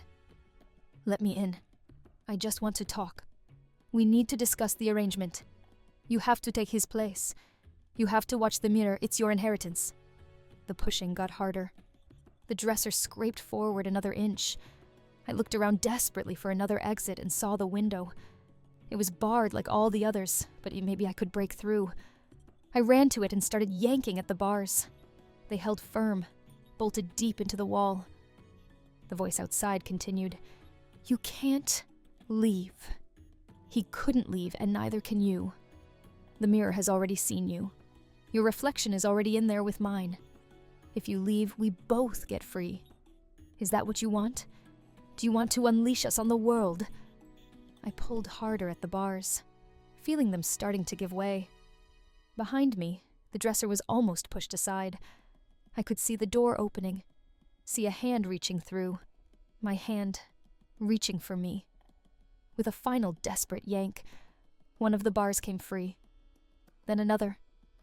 I squeezed through the window and dropped 10 feet to the ground below, landing hard and rolling. I ran to my car, fumbling with the keys, finally getting the door open. I started the engine and floored it, tearing down the dirt road, without looking back.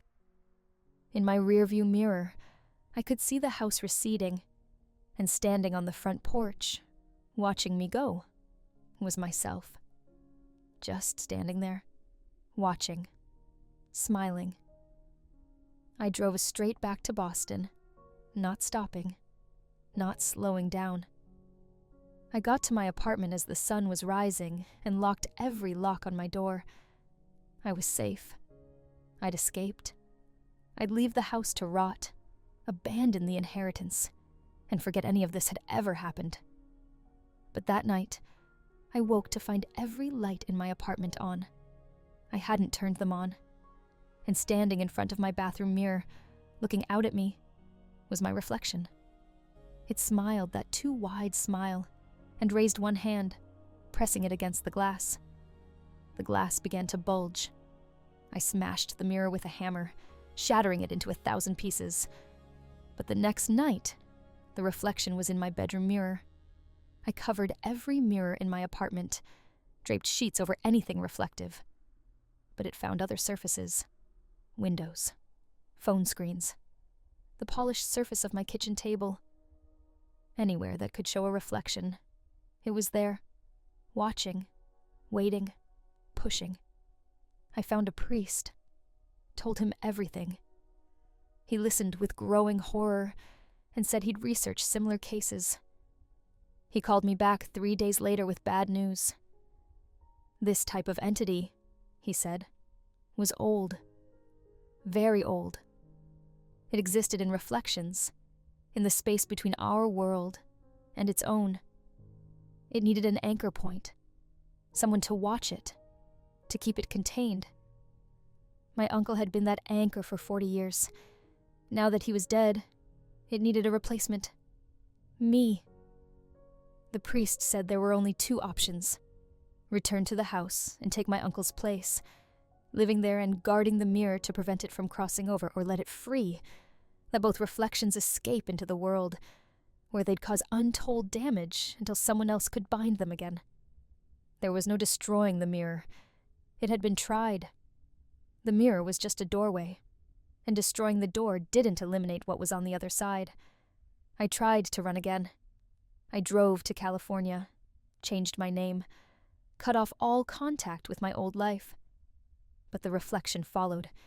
It was in every mirror, every window, every reflective surface, and it was getting closer to crossing over. I could see it pushing through more clearly each night, its hand sometimes reaching fully into our world, before snapping back. I started seeing the other one too, the thing that wasn't quite me from the mirror world. It would stand behind my reflection, its hand on my reflection's shoulder, whispering to it, encouraging it, teaching it how to push through. Sometimes I'd catch glimpses of the mirror world through reflective surfaces, that wrong room with the wet walls and the overflowing well. And sometimes I'd see things moving in that world, other things, creatures that noticed me looking and started looking back. A month after leaving the house, I was walking past a storefront window when my reflection stopped. I kept walking, but it stayed there, standing still, staring at me. Then it smiled and placed both hands against the glass. The window cracked, spiderwebbing out from where it touched. People around me screamed as the window shattered, but I just stood there, understanding what it meant. It was almost strong enough. Soon it wouldn't need a mirror at all. Soon it could manifest anywhere. I drove back to Vermont that night. The house was waiting, dark and silent, exactly as I'd left it. I unlocked the front door and stepped inside. The basement door was open, and I could see light coming from below. Not electric light. A pale, sickly light that pulsed like a heartbeat. I descended the stairs and entered the stone room. The mirror was glowing. That awful light coming from within. My reflection stood in the center of the glass, and it was smiling, not mocking now, satisfied. It had won. It had brought me back. I understood then what my uncle had known, what every guardian of the mirror had learned. This was a prison sentence. Life imprisonment with no parole, no time off for good behavior. Just an existence watching the mirror, making sure nothing crossed over, slowly going mad from isolation and the constant presence of your own malevolent reflection. But what choice did I have? If I left, it would follow. If I let it loose, God knows what would happen. So, I did what my uncle had done. I accepted my inheritance. I locked the doors, barred the windows, turned the house into my cage. I bought supplies to last months, installed generators for power, set up everything I'd need to live here indefinitely. That was 6 months ago. Now I spend my days in the house and my nights in the basement, watching the mirror. My reflection watches back. Sometimes it talks to me, telling me about the mirror world, about the things that live there. Sometimes it shows me visions, images of what would happen if it got free. Sometimes it just stares, that smile never wavering, those wrong eyes never blinking. I've started keeping a journal like my uncle did, documenting everything, leaving a record for whoever inherits this place after I die. Because someone will inherit it. The reflection has already told me that's how it works. The house always passes to family, and there's always someone new to take the watch. An endless chain of guardians, each one serving their sentence until death finally releases them. I've tried to find a way to end this. I've researched the symbols on the mirror frame, consulted with experts on the occult, sought out anyone who might know how to permanently destroy this thing. But everyone says the same thing. The mirror isn't the problem. The mirror is just the thinnest point between worlds, the place where the barrier is weakest. Destroying it would just move the problem somewhere else, make it someone else's burden, so I watch. That's my inheritance. That's my prison sentence. Every day I wake up and see my reflection in the mirror. And every day it's a little different, a little more wrong, a little more eager to cross over, and every day I have to be strong enough to keep it contained, to maintain the barrier. to serve as the anchor that keeps it bound to its world. I'm writing this as a warning to whoever comes after me. If you're reading this, I'm probably dead. The house is probably being transferred to you. You might be tempted to sell it, to walk away, to let it be someone else's problem. But you can't. The reflection knows you now. It's already in your mirrors, already watching you, already learning how to reach through. Your only choice is to come here and take your place. Lock the doors, bar the windows, descend into the basement every night, and watch the mirror. Make sure nothing crosses over. Live here, alone, until the isolation drives you mad, or old age finally takes you. Then hope that the next heir is strong enough to continue the chain. This is the inheritance my uncle left me. This is the inheritance I'll leave you. A house, a mirror, a reflection that wants to become real, and a responsibility that can never be abandoned, only transferred to the next poor soul, unlucky enough to be related to us. The reflection is calling to me now. It's time for my nightly watch. It never sleeps, never looks away, never stops trying to find a way through. And I can never rest, never relax, never trust that the barrier will hold on its own. This is my life now. This will be your life soon. Welcome to the family. Welcome to your inheritance. Welcome to the endless watch. I'm sorry I couldn't break the chain. I'm sorry I have to pass this burden to you. But there's no other way. There's never been any other way. The mirror must be watched. The reflection must be contained. And someone, always someone, must stand guard in the dark. Your turn is coming. Prepare yourself for a life in shadows, for conversations with your own wrong reflection, for the slow erosion of your sanity as you spend year after year watching yourself, watching you from the other side of the glass. Prepare yourself to become like my uncle, like me, like all the guardians before us. Prepare yourself for your inheritance. The mirror is waiting. It's always waiting. And now, so are you. Story 5. I work as a network engineer for a small television station in Montana. It's a quiet job, mostly making sure our signal stays clean and our equipment doesn't fail during the evening news. Nothing exciting ever happens here. Or, at least, nothing used to happen here until we picked up the broadcast. It started 3 months ago on a Tuesday night. I was alone in the control room doing my usual checks when I noticed something weird on one of our monitoring screens. We have multiple screens showing different feeds. Our main broadcast, backup feeds, competitor stations, and a few dedicated to scanning nearby frequencies for interference. One of the scanner screens was showing static, which wasn't unusual, but the pattern of the static was wrong. Too regular. Too deliberate. I adjusted the frequency slightly, trying to clear it up, and suddenly the static resolved into an image.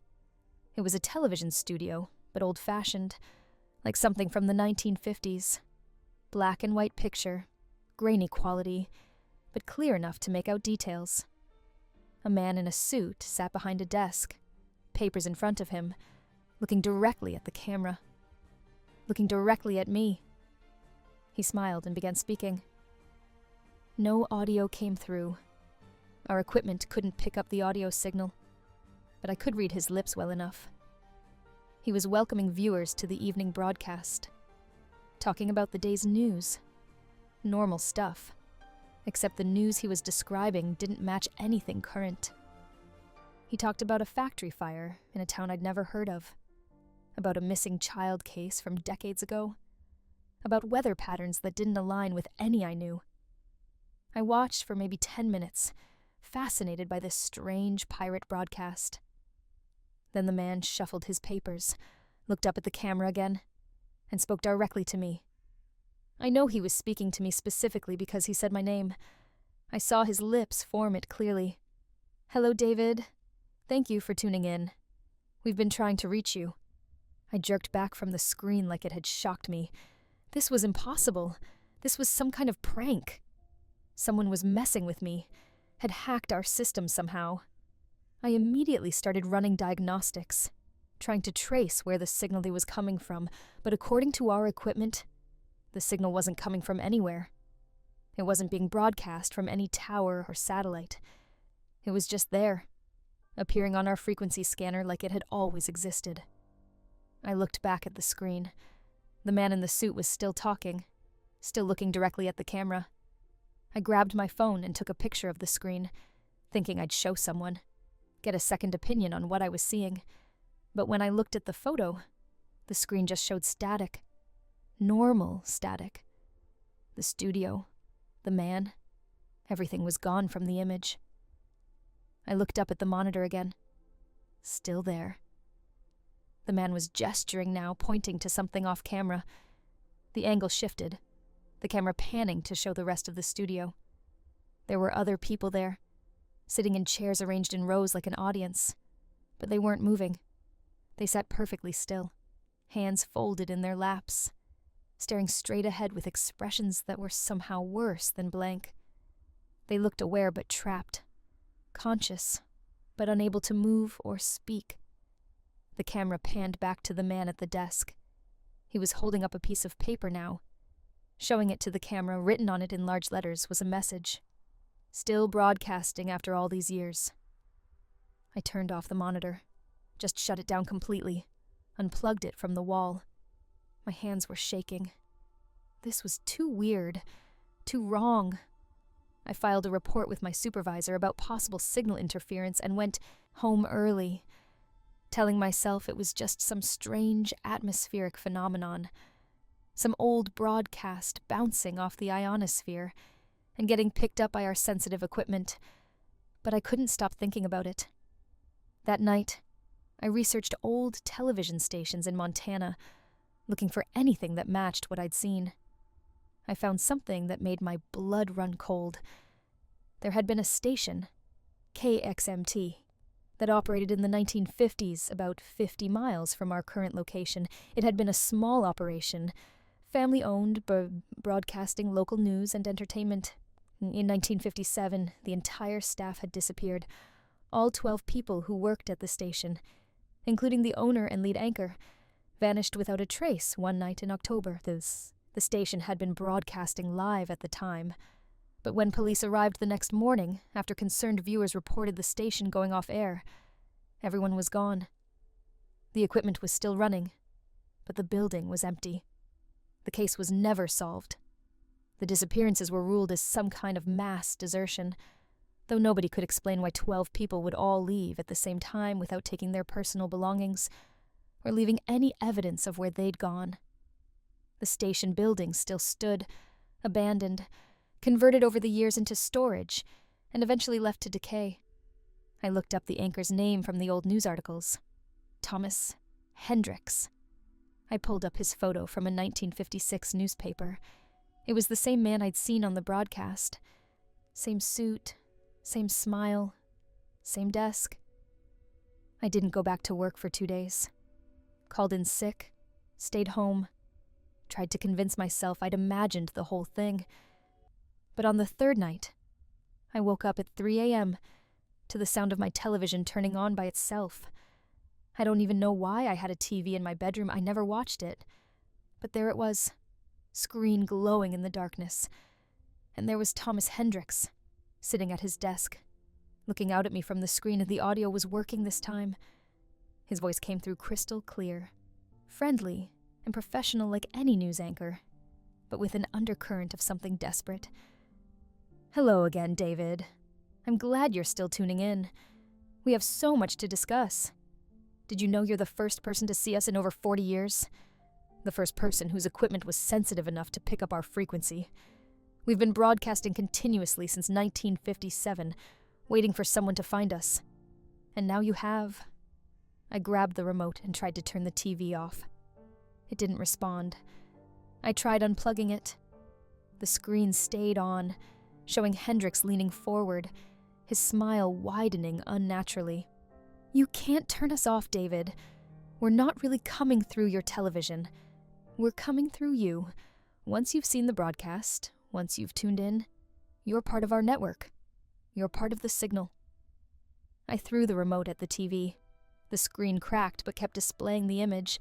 Hendrix laughed, a sound like breaking glass. We need you to understand something. We're trapped here, in this moment, broadcasting forever. The same show, the same news, the same October night in 1957. Over and over again. But we've learned things during our time here.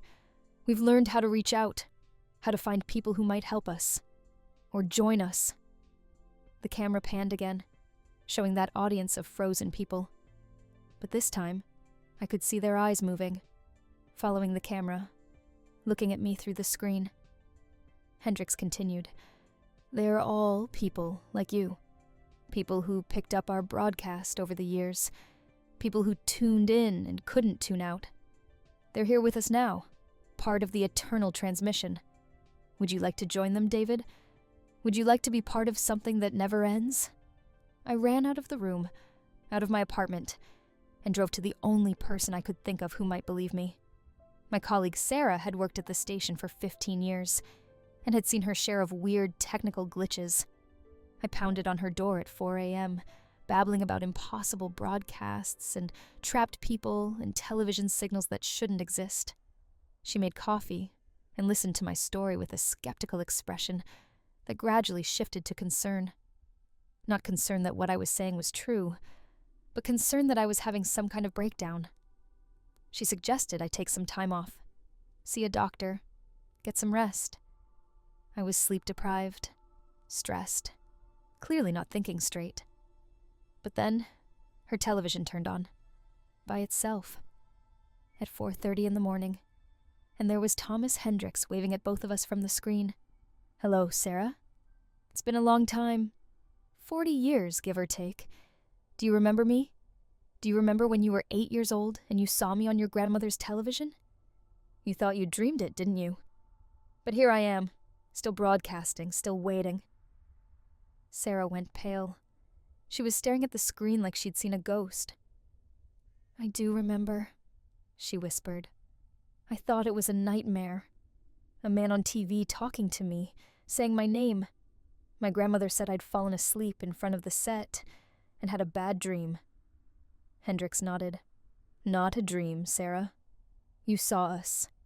You were young enough that the fear made you forget, made you rationalize it away. But David here, David is different. David wants to understand. David wants to investigate. And that's exactly what we need. The screen split, showing Hendrix on one side and the old KXMT station building on the other. The station still stands. All our equipment is still there, still running, powered by something that isn't electricity. If you go there, if you enter the building, you can help us. You can free us from this endless loop. Or you can take our place and let us finally rest. The choice is yours, but you have to choose soon. The longer you wait, the stronger our signal becomes. Already, you're seeing us everywhere, aren't you? Every screen, every reflective surface, every piece of glass. We're coming through. He was right. I'd started seeing the broadcast in my car's dashboard display, in the screen of my phone, in the windows of buildings. Always the same image. That studio, those frozen people, Thomas Hendrix at his desk. And each time I saw it, the signal was clearer, the image more real, like it was becoming more solid in our world. Sarah and I discussed what to do. We could ignore it, hope it went away, but we both knew that wasn't going to happen. We could go to the police, but what would we tell them? That a ghost broadcast from 1957 was haunting our televisions? They'd think we were insane. The only option that made any sense was to go to the old station building and see what was really there. We drove out the next day, bringing flashlights, recording equipment, and a healthy dose of fear. The building was worse than I'd imagined. Decades of neglect had left it barely standing, walls crumbling, roof sagging. But as we approached, I could see lights coming from inside. Not the flickering of broken electrical systems, but steady, purposeful light. The kind of light that comes from active television equipment. The front door was unlocked. Inside, the decay stopped. The entryway looked like it had been preserved in time, everything neat and clean, and exactly as it had been in 1957. We followed the lights deeper into the building, past offices with typewriters still sitting on desks, past a break room with coffee cups arranged on a table, past walls covered in broadcast schedules from October 1957. The studio was in the center of the building. The door was open, and inside, I could see it all. The desk, the cameras, the lights, all still running. And sitting at the desk, in person, in our world, was Thomas Hendricks. He looked exactly as he had on the broadcast, hadn't aged a day, wearing the same suit, the same expression. He smiled when he saw us. "You came. I knew you would. The signal called to you, and you answered. That's how it always works. The broadcast reaches out, finds someone sensitive to its frequency, draws them in." I asked him what he wanted, what any of this was about. He stood up from the desk, and I could see he was slightly transparent, like he wasn't quite solid. "We made a mistake in 1957. We were doing a live broadcast about local legends, investigating stories about this area. One of the stories was about a place in the mountains where time doesn't work right, where people disappear and are never found. We thought it would make good television, so we set up a remote broadcast from that location." He gestured to the frozen audience members, who I could now see were sitting in the studio with us, solid but unmoving. "We brought our whole crew. We went live from the site, and something happened. The broadcast captured us, trapped us in that moment, locked us into an eternal transmission. We've been trying to broadcast our way out ever since, sending our signal into the world, hoping someone would pick it up and help us." Sarah asked the obvious question. "Help you how?" Hendricks walked toward us, his smile fading. "That's the problem. We don't actually know. We've been broadcasting for so long, repeating the same show over and over, that we've forgotten what normal time feels like. We've forgotten how to exist outside the signal. All we know is that we need someone to come here, to the source, to break the loop. But everyone who's come before, everyone who's tuned in over the years, they've just become part of the broadcast instead of ending it." He pointed to the audience. I looked closer and recognized some of them from old missing person cases I'd researched, people who'd disappeared over the decades, all of them last seen watching television late at night. They picked up our signal. They came to help, and the broadcast absorbed them, added them to the permanent transmission. They're here, but not here, trapped between the moment of recording and the moment of playback. I backed toward the door, but it slammed shut on its own. The lights in the studio brightened, and I could feel something pulling at me, like the air itself was becoming magnetized. Hendricks shook his head sadly. "I'm sorry. I truly am. But the broadcast needs fresh signal, needs new viewers to keep transmitting. You've already tuned in. You're already part of the frequency. All that's left is to complete the connection." The cameras turned toward us, red lights blinking on, and I realized we were now on air. We were being broadcast into the signal, our images joining the eternal transmission. I could feel myself freezing, my movements becoming slower, my thoughts becoming trapped in loops. Sarah was beside me, her hand reaching for mine, but moving like she was underwater. Hendricks sat back down at his desk and began his newscast again. "Good evening, and welcome to KXMT News. I'm Thomas Hendricks. Tonight's top story: 2 new viewers have joined our broadcast. David Chen and Sarah Morrison have tuned in permanently, adding their signal to ours. We thank them for their contribution to the eternal transmission. I wanted to scream, to run, to do anything, but my body wouldn't respond. I was aware, completely conscious, but trapped inside myself like those audience members. I could feel the broadcast wrapping around me, integrating me into its endless loop. I could feel decades passing in seconds, feel myself becoming part of the signal, becoming television. But then something changed.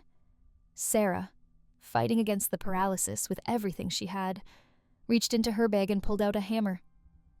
With movements that looked like they took immense effort, like she was moving through concrete, she swung it at the nearest camera. The lens shattered. The signal flickered. For just a moment, the broadcast stuttered, and I could move again. Hendricks stood up, his face showing real fear for the first time. "No! Don't! The cameras are the only thing keeping us stable. Without them, we'll dissipate completely. We'll become pure signal with no anchor." But Sarah kept swinging. Camera after camera, she destroyed them all. The lights began flickering wildly. The audience members started moving, jerking and twitching as the paralysis broke. Hendricks was screaming, his image breaking apart into static and reforming. "You don't understand. We'll be scattered across every frequency. We'll be everywhere and nowhere. You've doomed us all." The last camera shattered, and everything went white. Pure signal, pure light, pure sound. I felt myself dispersing, spreading out across the electromagnetic spectrum, becoming broadcast energy with no shape or form. For a moment that might have been a second, or might have been a century, I was everywhere television signals reached. I was in every home, every screen, every receiver. I was the broadcast. Then, gradually, reality reasserted itself. I found myself lying on the floor of the studio, Sarah beside me, both of us solid again, both of us breathing. The equipment was dead, really dead this time, no longer running. The building was just a building again, old and decaying. The audience members were gone. Hendricks was gone. The only evidence anything had happened was the smashed cameras and the feeling of static electricity on my skin.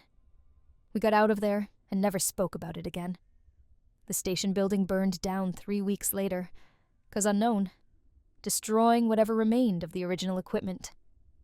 I quit my job at the television station and now work in a field that has nothing to do with broadcasting. Sarah moved to a different state. But sometimes, late at night, if I'm scrolling past channels on a television, I catch glimpses of it. Just for a fraction of a second. That studio. Those people. Thomas Hendricks at his desk.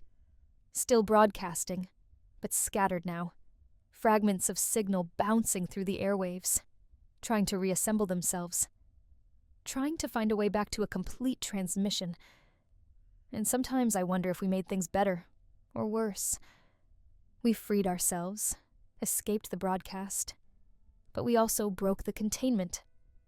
Now, instead of being trapped in one location, that 1957 newscast is everywhere, distributed across every television frequency, waiting for someone else to tune in, waiting for the right combination of equipment and sensitivity, and bad luck to reassemble itself.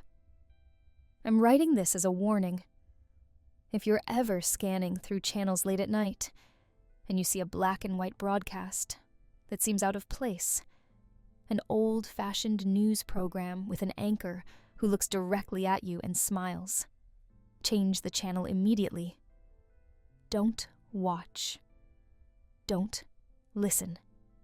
Don't let yourself be drawn in by curiosity about what you're seeing, because the broadcast is still out there, still transmitting, still looking for viewers to complete the signal. And once you tune in, once you really see it, it's very hard to tune back out. The signal remembers you.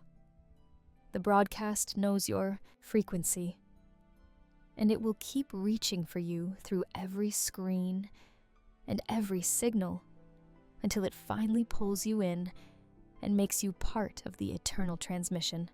Thomas Hendricks is still broadcasting somewhere in the static between channels, and he's still looking for an audience. Don't let it be you. Story 6.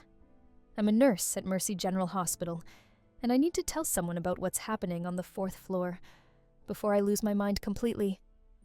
Nobody else will talk about it. The other nurses pretend everything is normal. The doctors avoid the subject.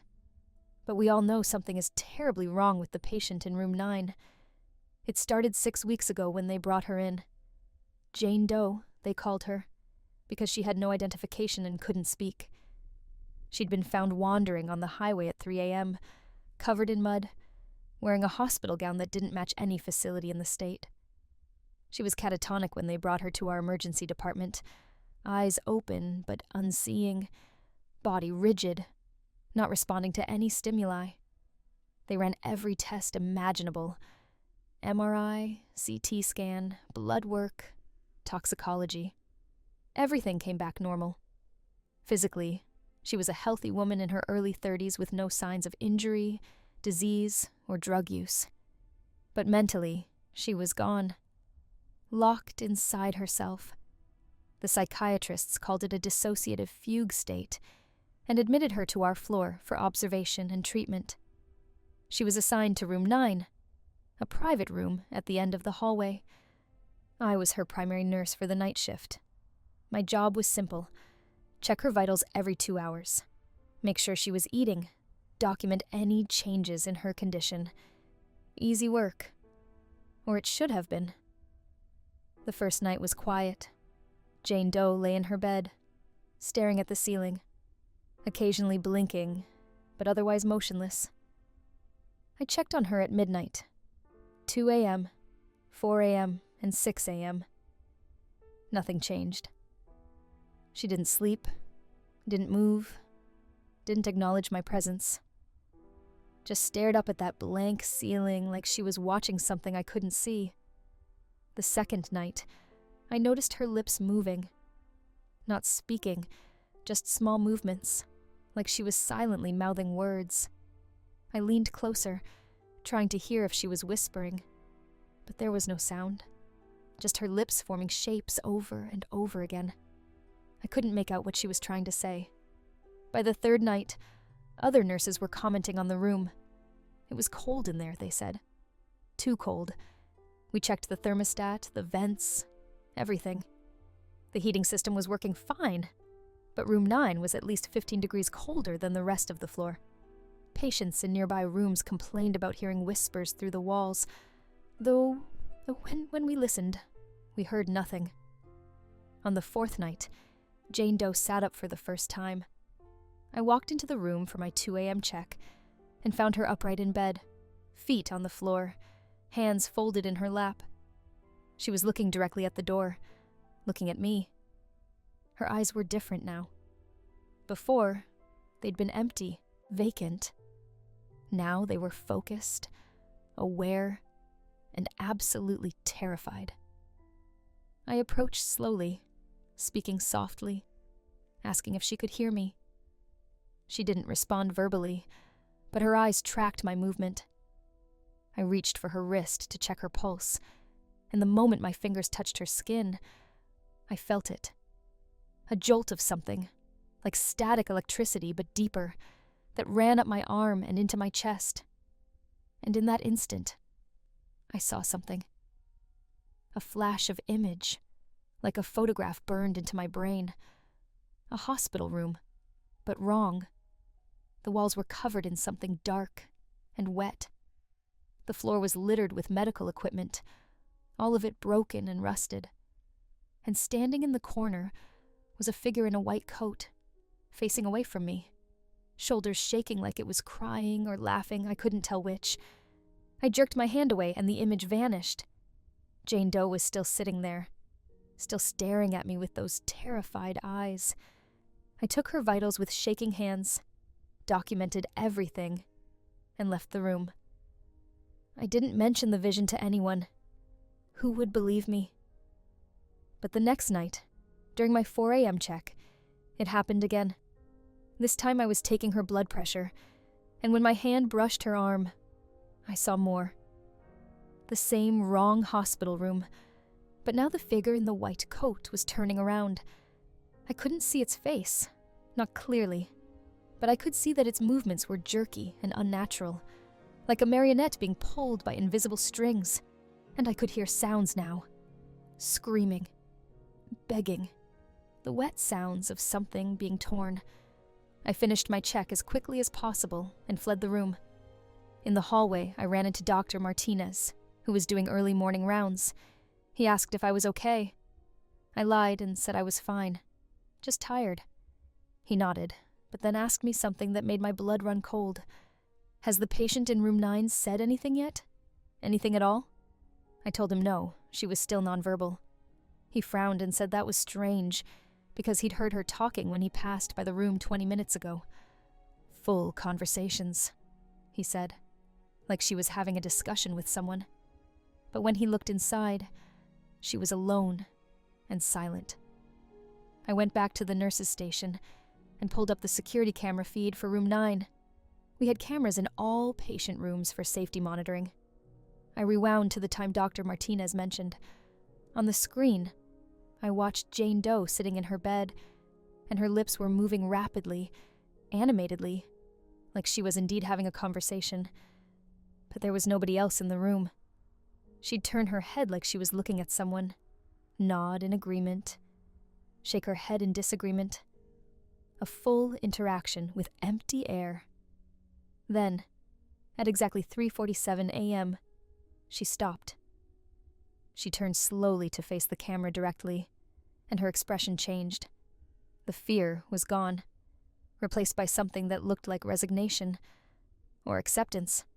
She mouthed words at the camera, and this time I could read her lips clearly. "It's coming through."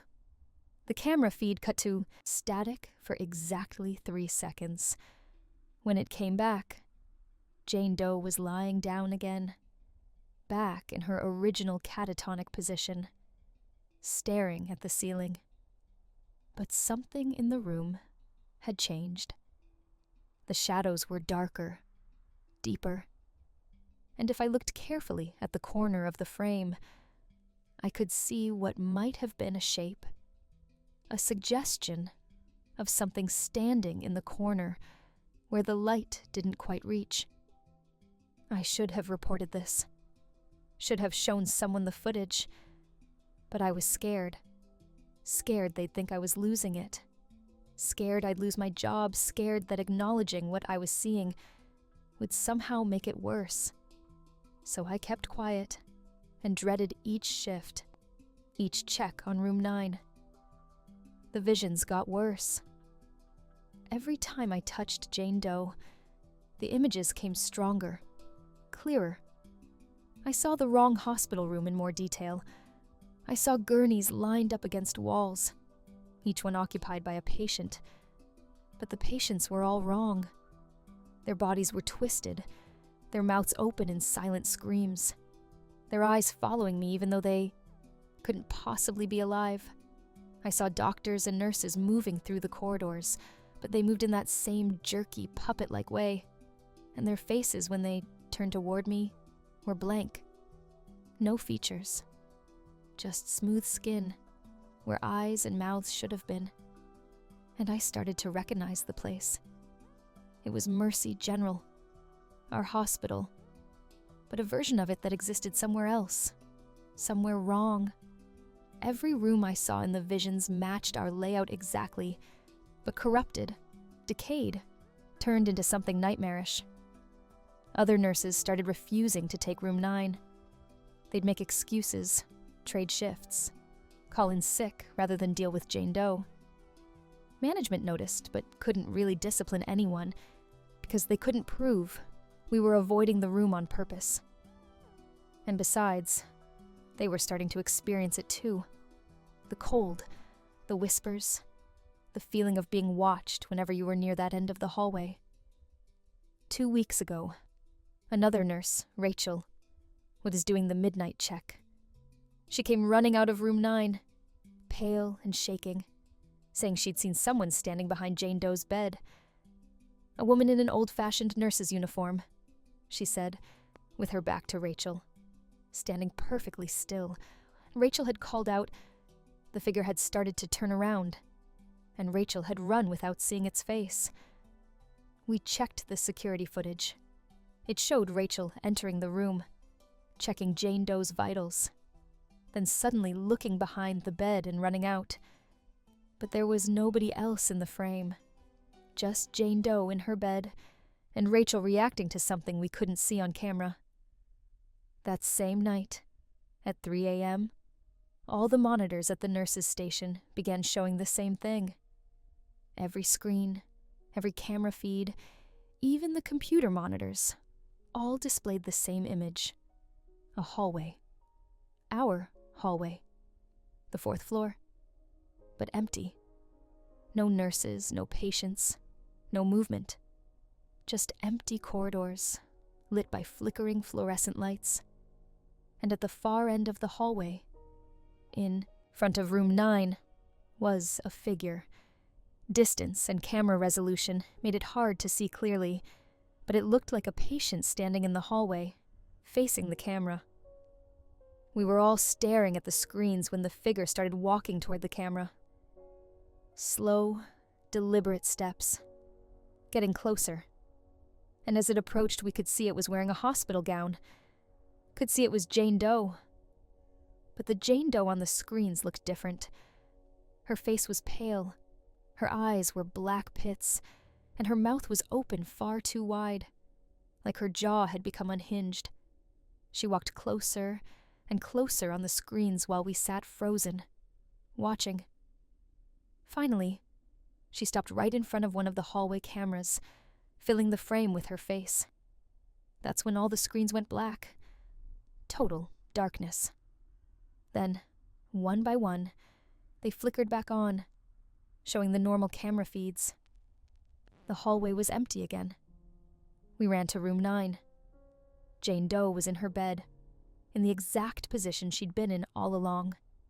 She couldn't have gotten up, walked around, and gotten back into bed in the time it had taken us to run down the hallway. But her hospital gown was wet, soaking wet, and on the floor around her bed were wet footprints, leading from the door to the bed. Footprints that matched the pattern on the bottom of the hospital-issue slippers we give patients. The next morning, I went to the hospital administration and told them everything. The visions, the cold, the camera feeds, all of it. They listened with expressions that told me they already knew. The director of nursing sighed and said they'd been documenting unusual incidents on the 4th floor since Jane Doe arrived. Over 40 separate reports from staff members. Cold spots, whispers, shadows, electronic interference. All centered around room 9. They'd tried to transfer Jane Doe to a psychiatric facility, but every time they made arrangements, something would happen. The ambulance would break down. The receiving facility would suddenly have an emergency that filled all their beds. Once, they actually got her into an ambulance, and it made it 3 blocks before all the equipment inside went haywire, and the vehicle died completely. They brought her back to room 9, and everything returned to normal. The administration asked me if I'd be willing to stay on as her primary nurse. They'd pay me extra, give me whatever support I needed. They just needed someone who understood what was happening to keep monitoring the situation while they figured out what to do. I almost quit right then. Almost walked out and never came back. But they offered me triple overtime pay, and I needed the money. Student loans don't pay themselves. So, I stayed. And I kept checking on Jane Doe every 2 hours, kept touching her, even though the visions were becoming unbearable, kept documenting the impossible things happening in room 9. The visions showed me more of the wrong hospital. I saw operating rooms where surgeries were being performed on patients who were, clearly, already dead. I saw a cafeteria where doctors and nurses sat eating meals that looked like they were made of ash and shadow. I saw a morgue where the bodies in the drawers would sit up and scream silently when the drawers were opened. and I started seeing something else. A pattern. A purpose. Jane Doe wasn't a patient. She was a doorway. Something was using her to cross over from that wrong version of Mercy General into ours. Every night at 3 a.m., the boundary between the two hospitals was thinnest. That's when the visions were strongest, when the camera feeds would glitch, when staff members would see things that shouldn't exist. Last week, I finally worked up the courage to ask Jane Doe directly what was happening. During my 2 a.m. check, I sat down beside her bed and spoke to her like she could understand. I told her I knew she was aware, that I knew she was trapped somehow, and I asked her to help me understand what was going on. She didn't respond at first, just kept staring at the ceiling. Then, slowly, her hand moved. She pointed one finger upward, at the ceiling. I looked up and saw nothing, just plain white acoustic tiles. But she kept pointing, kept staring, and then her lips moved. One word, over and over. Them. I looked closer at the ceiling. At first I saw nothing. Then I noticed that one of the tiles was slightly different from the others. Darker. And as I stared at it, I realized it wasn't darker. It was deeper, like a hole in reality. And in that hole, I could see movement. Shapes pressing against a membrane, trying to push through. Fingers. Faces. Bodies. Dozens of them. Hundreds. All trying to force their way from that wrong hospital into ours. Jane Doe had been keeping them back. Whatever had happened to her, wherever she'd come from, she'd been holding the door closed, but she was getting weaker. I could see it now, the way her body had started to look translucent, like she was fading. She was using herself as a seal, and it was consuming her. I ran to get Dr. Martinez and brought him back to show him, but when we entered the room, the ceiling looked normal. Jane Doe was in her usual position, and there was no evidence of what I'd seen. Dr. Martinez looked at me with concern and suggested I take the rest of the night off, get some rest. I could see in his eyes that he thought I was breaking down. Maybe I am. Maybe this job has finally driven me crazy. But I know what I saw. I know what's trying to come through. And I know that Jane Doe is dying. Her vitals are declining slowly, but steadily. Her body temperature is dropping. Her heart rate is slowing. She's fading away. And when she's gone, there will be nothing holding them back. I've been researching similar cases online. Hospital hauntings, patients who serve as conduits, dimensional doorways. There are stories, whispers on paranormal forums, cases that were buried or explained away. A patient in Ohio who spoke in languages that didn't exist. A man in Texas who aged backwards until he became an infant and then vanished. A woman in Oregon whose shadow would move independently and attack staff members. All of them were found wandering roads or fields, wearing hospital gowns from facilities that didn't exist or had burned down decades ago. All of them were brought to hospitals and assigned to rooms. All of them seemed to be holding something back. And all of them eventually faded away. What happened after they were gone, the reports don't say. The facilities either stopped documenting or the records were destroyed. I'm writing this from the nurses' station on the 4th floor. It's 2:45 a.m. In 15 minutes, it will be 3 a.m., the hour when the boundary is thinnest. Jane Doe is weaker than ever tonight. Her skin is almost transparent now. I can see her veins, her bones, the outline of her organs. She looks like a ghost that's still barely clinging to physical form. The hallway is colder than it's ever been. I can see my breath. The lights are flickering in patterns that almost look intentional, like Morse code or some other signal. The whispers are loud enough now that I can almost make out words. They're saying numbers, counting down.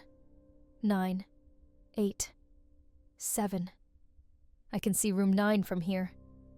The door is closed, but there's light coming from under it. Wrong light.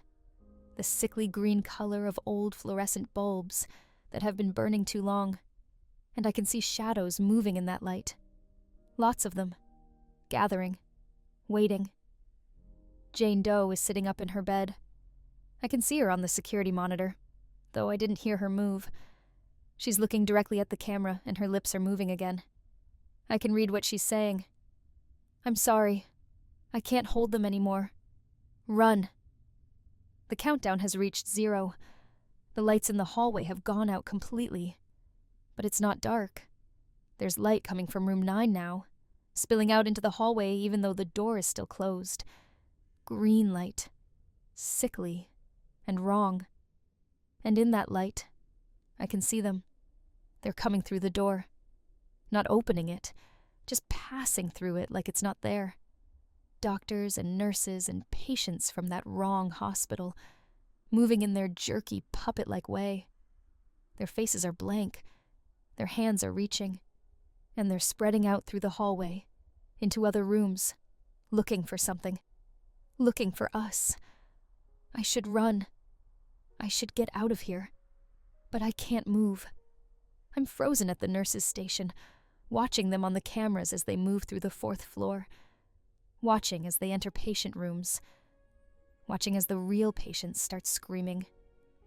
Watching as the other staff members on duty tonight try to run and are caught by those reaching hands. Jane Doe is standing now. I can see her in room 9, standing beside her bed, looking at the camera one last time. She mouths 2 words. I'm sorry. Then she lies back down and closes her eyes for the first time since she arrived 6 weeks ago. And as her eyes close, she disappears completely, just vanishes like she was never there. The bed is empty. The room is empty. But the hallway is full. They're everywhere now, moving past the nurses' station. I can see them in my peripheral vision. I can hear them breathing, that wet, ragged sound. I can smell them, like formaldehyde and rot. They're surrounding me, and I can't look directly at them because I know if I see their blank faces up close, if I look into where their eyes should be, I'll go mad. My hands are shaking so badly I can barely type this. I'm posting it to every forum I can find, every social media platform, anywhere someone might see it and understand. This is happening at Mercy General Hospital in Nebraska. 4th floor, room 9. If you're reading this and you're near here, don't come to help. Don't try to rescue anyone, just stay away. Mark this place as contaminated. Burn it down if you have to. But don't let what's inside spread any further. They're touching me now. Cold fingers on my shoulders, on my arms, on my face. I can feel them trying to pull me somewhere, trying to drag me into their world, into that wrong hospital where surgeries continue forever, and patients scream in silence, and the staff moves like puppets controlled by something that doesn't understand how humans are supposed to move. I can see it now. Through their hands, through the touch. I can see the other side. I can see where they're trying to take me. It's Mercy General, but wrong. So wrong. Existing in a space between spaces. A hospital that treats patients who died decades ago. That performs procedures that were never meant to be performed. That exists in an eternal night shift that never ends. They're pulling harder now. I can feel myself starting to fade, like Jane Doe did. Starting to become translucent. Starting to cross over. I can see both hospitals at once now. The real one and the wrong one. Overlapping. And they're starting to merge. Room 9 exists in both places simultaneously. The 4th floor exists in both places. Soon the whole hospital will exist in both places, and then it will spread to other hospitals, to other cities, until every hospital in the world exists in both the real world and the wrong world, and the boundaries between them disappear completely. Jane Doe was holding it back for 6 weeks, keeping the barrier strong. But she's gone now, and there's nothing stopping the merge. Nothing stopping them from crossing over. Nothing stopping the wrong hospital from consuming the real one. I'm almost gone now. I can barely see the keyboard. My hands are translucent. I can see through them to the desk below.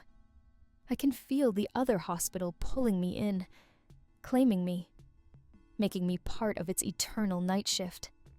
In a moment, I'll be like them, blank-faced and jerky-moving, part of the wrong world's medical staff.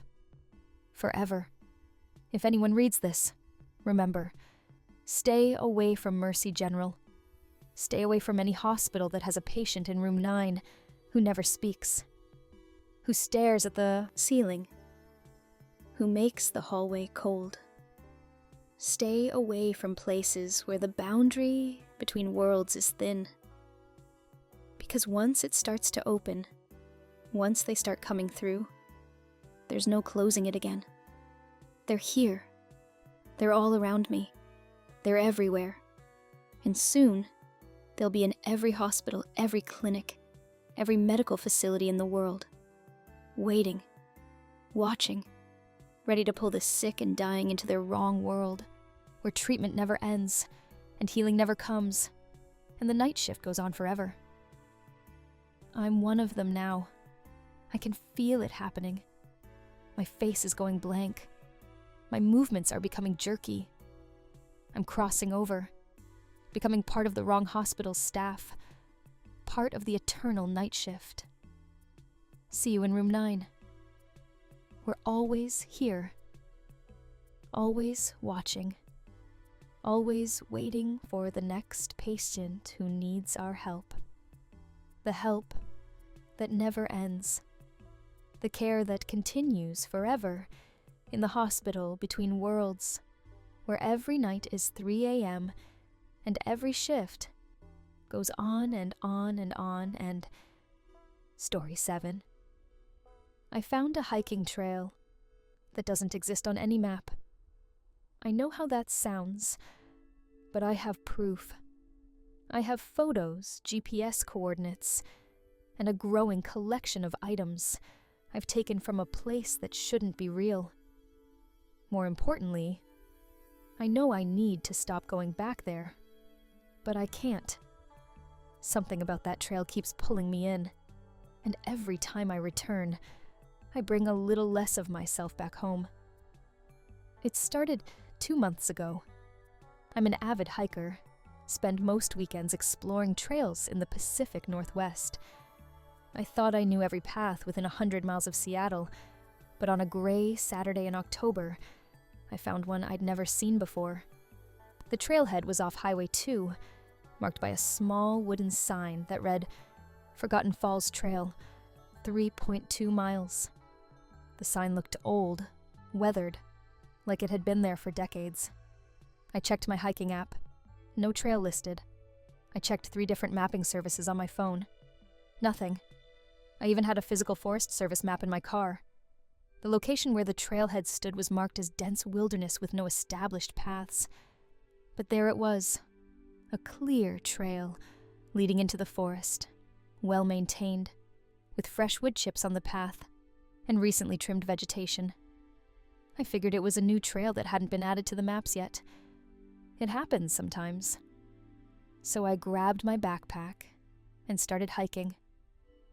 The path was beautiful, winding through old-growth forest with massive Douglas firs and western red cedars. The air smelled like pine and earth. Birds sang in the canopy. Everything seemed perfectly normal for the first mile. Then I started noticing the markers. Small cairns made of stacked stones appeared every 100 feet or so along the trail. But these weren't normal trail markers. Each cairn had something extra. A child's toy wedged between the stones. A photograph pinned under a rock. A piece of jewelry hanging from a branch above it. Personal items, dozens of them, left at each marker like offerings or memorials. I stopped at one cairn to examine it more closely. The photograph showed a family of 4, smiling at the camera, dated 1987, according to the writing on the back. The toy was a small, safed rabbit, faded and worn. The jewelry was a wedding ring with an inscription inside, "Forever, M and J." These weren't random objects. These were meaningful items someone had deliberately placed here. I kept hiking, growing more unsettled with each cairn. Some had fresh items. A smartphone still in its case, a driver's license from 2023, a child's backpack with cartoon characters I recognized from current TV shows. Whatever this trail was, people were still coming here, still leaving things behind. At the 2-mile mark, I reached a clearing. In the center stood a structure that made me stop in my tracks. It was a gazebo, ornate and Victorian in style, made of dark wood that looked both ancient and perfectly preserved. The design was intricate, covered in carved symbols I didn't recognize. Around the gazebo were more cairns, larger ones, and these had photographs attached to posts. Dozens of faces staring out from the images, young and old, individuals and families, all arranged in a circle around the structure. I approached the gazebo slowly. Inside, the floor was covered in objects, hundreds of them. Watches, rings, necklaces, phones, wallets, photos, toys, clothing items, all arranged in spiral patterns that led to the center, where something was written on the floor in white paint. "Leave what you love. Take what you need." My skin was crawling now. This was wrong. This whole place was wrong. But I was also fascinated. What was this place? Who had built it? Why were people leaving their possessions here? I took out my phone to photograph everything, and that's when I noticed I had no signal. Not just no bars. The phone showed no carrier at all, like the network didn't exist. I checked my GPS. It was working, showing my coordinates, but when I tried to see my location on a map, the app crashed. Every mapping app crashed. The phone itself worked fine for everything else, but any attempt to pinpoint my location or find a route back failed. I decided to head back. This was too strange, too unsettling. But as I turned to leave the gazebo, something caught my eye. Sitting on top of one of the spiral arrangements was a watch that looked exactly like one my father had owned. Same brand, same model, same worn leather strap. My father had been buried with that watch 15 years ago. I picked it up and turned it over. On the back was an engraving, "To Robert, love always, Marie." My mother's inscription. My hands started shaking. This was impossible. My father's watch was in his coffin. I'd seen it on his wrist at the funeral. This had to be a coincidence. Just the same model with a similar inscription. I pocketed the watch and practically ran back down the trail, not stopping until I reached my car. At home, I examined the watch more carefully. It wasn't just similar, it was identical in every way. Right down to the scratches on the crystal and a small dent in the casing that my father had gotten when he dropped it on concrete years ago. I compared it to photos from the funeral. Same watch. Exactly the same. I should have stayed away after that. Should have thrown the watch away and forgotten about the trail. But I couldn't stop thinking about it. I researched the area, looking for any information about Forgotten Falls Trail. Nothing. I contacted the Forest Service. They had no record of any trail at those coordinates. I found a local hiking group online and asked about it. Nobody had heard of it. But then I got a private message from someone in the group. An old man named Harold who said he knew about the trail, and I needed to stop going there immediately. He said he'd made the same mistake 40 years ago, found the same trail, visited the gazebo, and taken something. He wouldn't tell me what, but he said it had cost him everything. His family, his career, his sanity. He'd spent decades trying to forget about that place, and I was opening old wounds by asking about it. I asked him what the trail was. He replied with 3 words: a trading post. Then he blocked me. Despite Harold's warning, I went back the following weekend. I told myself I was just going to return the watch, put it back where I found it, and never return. But when I reached the gazebo, the watch wasn't the only thing I was thinking about. Because arranged on the floor, in a spot where I was certain nothing had been before, was a photograph of my mother. She died 2 years ago. Cancer. It had been devastating. And here was her favorite photo of herself, the one we'd used at her memorial service, sitting in the gazebo surrounded by other offerings. I picked it up with trembling hands. On the back, in my own handwriting, was a note. I miss you so much. I'd give anything to see you again. I hadn't written that. I'd never been to this gazebo before last week, but that was definitely my handwriting. I compared it to notes in my backpack. Identical. Somehow, a photo that should have been in my apartment, with writing in my hand that I'd never written, was here. I sat in the gazebo for a long time, trying to make sense of it. That's when I noticed the photographs around the clearing had changed. There were new faces, and some of the faces I'd seen last week were gone. I walked the circle, examining them. Each missing photo had left a blank spot on its post, like it had been carefully removed. And in the spots where new photos had appeared, the posts looked freshly made, the wood still pale and unseasoned. Something was adding and removing photos. Something was curating this collection. I heard footsteps on the trail. Someone was approaching. I ducked behind the gazebo, watching as a woman emerged from the forest. She was in her 50s, wearing modern hiking gear, and she walked straight to the gazebo like she knew exactly where she was going. She reached into her backpack and pulled out a small box, opened it, and removed a necklace. She placed it carefully in one of the spiral patterns, then stood there with her eyes closed, whispering something I couldn't hear. After a moment, she opened her eyes and began searching through the items on the floor. She moved things aside, dug through layers of objects, clearly looking for something specific. Finally, she found it. A ring. She held it up to the light, examining it, then slipped it onto her finger. Her expression was one of profound relief, like she'd just found something she thought was lost forever. Then she looked directly at where I was hiding. "You should leave," she said calmly. "If you haven't traded yet, you still can leave. Once you trade, you're bound to this place." I stood up, embarrassed at being caught. I asked her what she meant by trading. She held up her hand, showing me the ring. "I lost my husband 5 years ago. Car accident.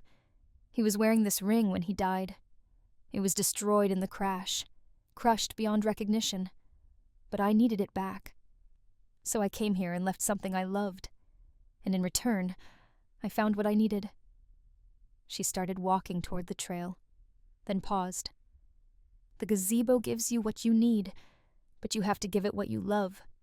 The more you love what you give, the more valuable what you receive. I gave it my grandmother's wedding dress. I loved that dress, but I loved my husband more. The gazebo understood. It brought me his ring." I asked her how she knew about this place. She smiled sadly. "The trail finds you when you've lost something you can't live without. Everyone here has lost something. Everyone here is looking for a way to get it back. And the gazebo offers a trade. But be careful. Every trade has a price. The gazebo takes what you give, but it also takes a little piece of you. Come here too often, make too many trades, and eventually there's nothing left." She left before I could ask more questions. I was alone in the clearing again, holding my mother's photo and my father's watch. I understood now. This place traded in loss and love. It returned things that should have been gone forever, but only if you were willing to pay the price. I should have left then. Should have dropped the photo and the watch and run. But I was thinking about my mother's favorite earrings, the ones she'd worn every day for 30 years. I'd buried her with them. but I wished so badly that I'd kept them, had something of hers to hold on to. Could the gazebo give me those too? I pulled out my wallet and removed a photo of my college graduation. My parents were in that photo, both smiling, both proud. It was one of my most treasured possessions. I placed it in the center of the spiral pattern and stepped back. Nothing happened at first. Then the objects on the floor began to shift, moving on their own, rearranging themselves in the spiral. The patterns changed, tightened, and in the center, something appeared, a small velvet box. I opened it. Inside were my mother's earrings. I started crying right there in the gazebo. I couldn't help it. Holding those earrings, feeling the weight of them, seeing the small imperfection in one of the pearls that I'd noticed as a child. They were real. They were hers. The gazebo had given them to me. But I also felt something else. A hollowness. Like a part of me had been carved out. The memory of my graduation day. The pride I'd felt. The happiness in my parents' faces. It was all still there. But it felt distant now. Muted. Like I was remembering it through fog. That was 2 months ago. Since then, I've been back to the trail 17 times. Each time, I trade something I love for something I've lost. I've gotten back my grandmother's ring, my first dog's collar, a letter my best friend wrote me before he died, a ticket stub from a concert I went to with my ex-wife before the divorce. Each item is exactly as I remember it, exactly as it should be. And each time, I lose a little more of myself. The memories associated with the items I trade become foggy. Emotions feel duller. Connections to people and experiences fade, like old photographs left in sunlight. I'm becoming hollow, but I can't stop, because the trail keeps calling me back, and the gazebo keeps offering trades. I've started seeing other regulars, people who come as often as I do. We don't talk much, but I can see it in their eyes. That same hollowness, that same desperate need to recover what's been lost, even as we lose ourselves in the process. There's a man who comes every weekend with items from his deceased daughter, a young woman who trades things from her childhood for items that belong to her dead parents, an elderly person who I think is trying to rebuild their entire past, one object at a time. The cairns along the trail have meanings now that I understand. Each one marks a person who came to the trail and never left. They traded everything they had, everything they loved, until there was nothing left of them but the objects they'd given. The gazebo keeps those objects, displays them as warnings or trophies, I'm not sure which, and it adds their photo to the posts around the clearing. I've noticed some of the photos are very old, sepia-toned images from the early 1900s, faded Polaroids from the 70s. This place has been here for a long time, maybe forever, waiting for people desperate enough to make its trades. Last week, I saw my own photo on one of the posts. Not one I remember taking. A recent photo, showing me standing in the gazebo, holding items I'd traded for. I look hollow in the picture. My eyes are empty. My smile is wrong. I'm becoming one of them. One of the people who come to the trail and never really leave. I'm writing this from the trailhead. It's 6 a.m., and I'm about to hike in again. I have more items to trade. I found a box of my father's belongings in my storage unit, things I'd forgotten I had. Letters he'd written me, a pocket knife he'd carried, a hat he wore when we went fishing. I can trade these for more of what I've lost. Maybe I can get back the fishing rod I had as a kid. Maybe I can get back the baseball my father caught at a game we attended together. I know I shouldn't go. I know each trade takes more from me than it gives back. But I can't stop. The hollow feeling inside me has grown so large that I need these objects to fill it, even though acquiring them just makes the hollow bigger. It's a cycle I can't break. An addiction worse than any drug. If you're reading this, and you've lost something precious, something you'd do anything to get back, you might find the trail. It will appear when you need it most, when your grief is strongest, when your desperation peaks. You'll see the weathered wooden sign and the path leading into the forest, and you'll think you've found a miracle. But please, don't take that first step. Don't make that first trade. Because once you start, you can't stop. The gazebo will always have one more thing you need, will always require one more thing you love, until there's nothing left of you but an empty shell walking a trail that doesn't exist, trading away pieces of your soul for objects that can never truly fill the void. The trail finds you when you've lost something. But what it doesn't tell you is that the biggest thing you'll lose is yourself. One trade at a time, one memory at a time, one piece of your humanity at a time, until you become like the photos on the posts. Just an image, just a memory of a person who used to exist. I'm going in now. I have things to trade, things to recover, a hollow to fill that keeps getting bigger no matter how much I put into it. Maybe this will be my last visit. Maybe I'll find what I'm looking for and finally have the strength to walk away. But I doubt it. I can already feel the pull of the gazebo, already imagining what I might find there today, already deciding what I'll trade next. The trail is waiting. It's always waiting. And I'm walking in. Again. Always again. Forever again. If my photo appears on one of those posts, if you find my face staring out from the clearing, know that I traded everything trying to recover what I'd lost. Know that the gazebo took everything I had to give. Know that somewhere in that spiral of objects on the floor is everything I ever loved, everything I ever valued, everything that made me human. And know that I'd do it all again. Because that's what the trail does. It makes you believe that the next trade will be the one that finally makes you whole. That the next object will be the one that fills the hollow. That the next visit will be the last. But there is no last visit.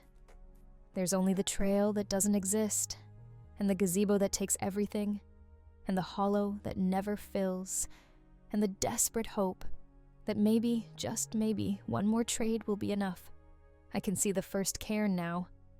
The teddy bear is new. Someone else has been here. Someone else has started trading. I wonder how long they'll last before their photo joins the others.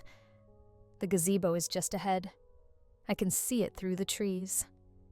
The spiral patterns are waiting. The trade is waiting. The hollowing is waiting. I'm ready to give everything. I'm ready to lose myself completely. Because maybe, just maybe, on the other side of that loss is what I've been looking for all along. Or maybe there's nothing there at all. Maybe there never was. Maybe the real trade is hope for emptiness, love for void, humanity for objects that mean nothing without the emotions to give them value. But I'm going anyway. I can't stop. The trail won't let me. The gazebo won't let me. The hollow inside won't let me. Welcome to Forgotten Falls Trail. Leave what you love. Take what you need. And try to remember who you were before the trading began. Though I suspect, like me, you'll fail. The gazebo is calling. Time to trade. Time to lose a little more. Time to fill the unfillable hollow with one more precious thing that won't be enough. It's never enough. But we keep trying anyway. That's the real horror of the trail. Not what it takes from us, but that we keep giving it willingly, desperately, hopefully, even as we watch ourselves disappear. See you. In the spiral. We're all there eventually. Everyone who finds the trail. Everyone who makes the trade. Everyone who believes the hollow can be filled.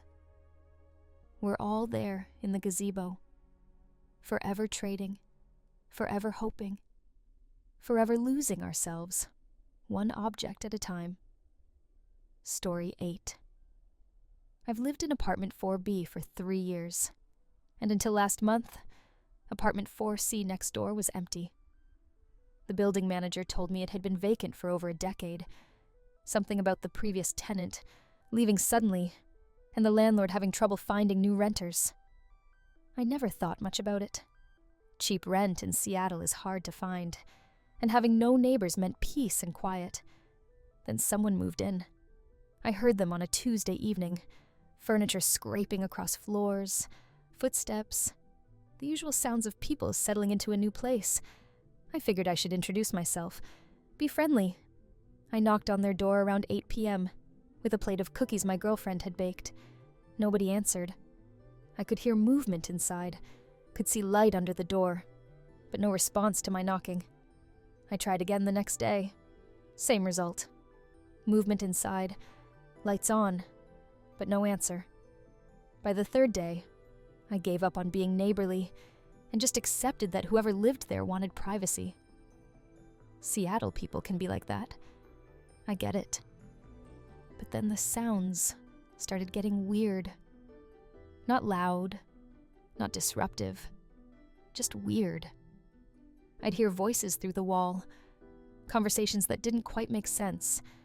Not the words themselves, I couldn't make out actual words, but the rhythm was off. Like people talking in a language that had the wrong number of syllables, sentences that went on too long without pauses for breathing. And there were smells, cooking smells that came through the vents, but wrong, sweet and rotten at the same time. Like fruit left out too long mixed with something chemical. My girlfriend Jenna commented on it when she stayed over, said it made her nauseous. 2 weeks after they moved in, I noticed something else. The sounds from 4C didn't follow a normal schedule. There was activity at all hours. 3 a.m. footsteps, 5 a.m. conversations, constant movement with no pattern, no routine. Like whoever was in there never slept. I ran into the building manager in the lobby one day and mentioned the new neighbors. She looked confused. New neighbors? In 4C? She pulled up her records on her phone. That unit is still listed as vacant. Nobody's rented it. I told her I could hear people in there right now, could hear them through my wall. She frowned and said she'd check it out. We went upstairs together. She knocked on 4C's door. No answer. She used her master key and opened the door. The apartment was empty. Completely empty. No furniture, no belongings, no sign anyone had been there in years. Dust covered everything. The windows were sealed shut with old paint. The whole place smelled like abandonment. But I'd heard voices just that morning. I'd smelled that weird cooking smell just hours ago. The manager looked at me with concern and suggested maybe I was hearing sounds from other apartments. Maybe 4D on the other side was louder than I thought. I agreed because what else could I say? But I knew what I'd heard. I knew it had come from 4C. That night, I put my ear against the wall between my apartment and 4C. I could hear them. Voices. Footsteps. The scrape of furniture. I grabbed my phone and recorded it. Pressed the microphone right against the wall. 5 minutes of clear audio of people moving around, talking, living in an apartment that was supposedly empty. I played it back. Nothing. Just silence. 5 minutes of dead air. But I'd heard it. I'd heard it so clearly. Jenna thought I was stressed, working too hard, not sleeping enough. She suggested I take some time off, maybe see a doctor about possible tinnitus or auditory hallucinations. I considered it. Maybe she was right. Maybe the sounds were in my head, But then things started appearing in my apartment. Small things at first. A coffee mug I didn't recognize on my kitchen counter. A book on my shelf that I'd never bought. A jacket hanging in my closet that wasn't mine. When I asked Jenna about them, she had no idea what I was talking about. She couldn't see the items I was pointing at. To her, the counter was empty. The shelf had the same books it always had. The closet had only my clothes. I took photos of the strange items. In the pictures, they weren't there. Just empty spaces where I could clearly see objects with my own eyes. I started documenting everything. Times when I heard sounds from 4C, items that appeared in my apartment, smells that came through the vents. I filled a notebook with observations, trying to find a pattern, trying to make sense of what was happening. The pattern I found terrified me. Every time something appeared in my apartment, something of mine disappeared. The coffee mug appeared the same day my favorite mug vanished. The book showed up when one of my books went missing. The jacket replaced one of mine. It was like a trade, an exchange. Something from 4C coming into my space while something of mine went into theirs. I tested this theory. I left a pen on my kitchen counter and watched it. For 3 hours, nothing happened. Then, in the span of maybe 2 seconds, where I blinked, the pen was gone, and in its place was a different pen. Similar, but not the same. The ink was a different color. The grip was slightly different. I grabbed it and looked closely. On the side was engraved a name. Michael Torres, 4C. I researched the name. Found an obituary from 2014. Michael Torres, age 34, died suddenly in his apartment. The address listed was this building. Apartment 4C. He'd lived alone. No family, few friends. The obituary mentioned he was found 3 weeks after he died. Discovered only because neighbors complained about the smell. That explained why the apartment had been empty so long. Someone had died in there. But it didn't explain what was happening now. It didn't explain the sounds, the trades, the things appearing and disappearing. I decided to go into 4C again. I waited until night. Used the excuse of checking on a water leak to get the master key from the building manager's office while she was out. I unlocked 4C and stepped inside. The apartment was still empty, still dusty. But now I could feel something. A presence, like the air was thicker in here, harder to breathe. I walked through the rooms, and in each one, I felt like I was walking through invisible furniture, like the space was occupied even though I couldn't see anything. In the bedroom, I found something. A photograph on the floor, the only object in the entire apartment. It showed a man, presumably Michael Torres, standing in this very room. But the room in the photo wasn't empty. It was fully furnished, lived in, normal. And in the background, visible through the bedroom doorway, was another apartment. My apartment. I could see my furniture, my belongings, my space. Like the photo was showing both apartments at once. Overlapped. I took the photograph and left quickly, locking the door behind me. Back in my apartment, I examined the photo more carefully. In the image of my apartment, visible through Michael's bedroom door, there was someone sitting on my couch. Someone who looked exactly like me. That night, the sounds from 4C got louder. I could hear furniture being moved, things being dropped, and for the first time, I could make out actual words. Someone was calling my name, over and over. James! James, can you hear me? James, I need help. I put my ear to the wall. The voice was clearer now. James, I've been trying to reach you. I'm stuck. I can't leave. Every time I try, I just end up back here. And I can feel you there, So close. Just on the other side of this wall. Please help me.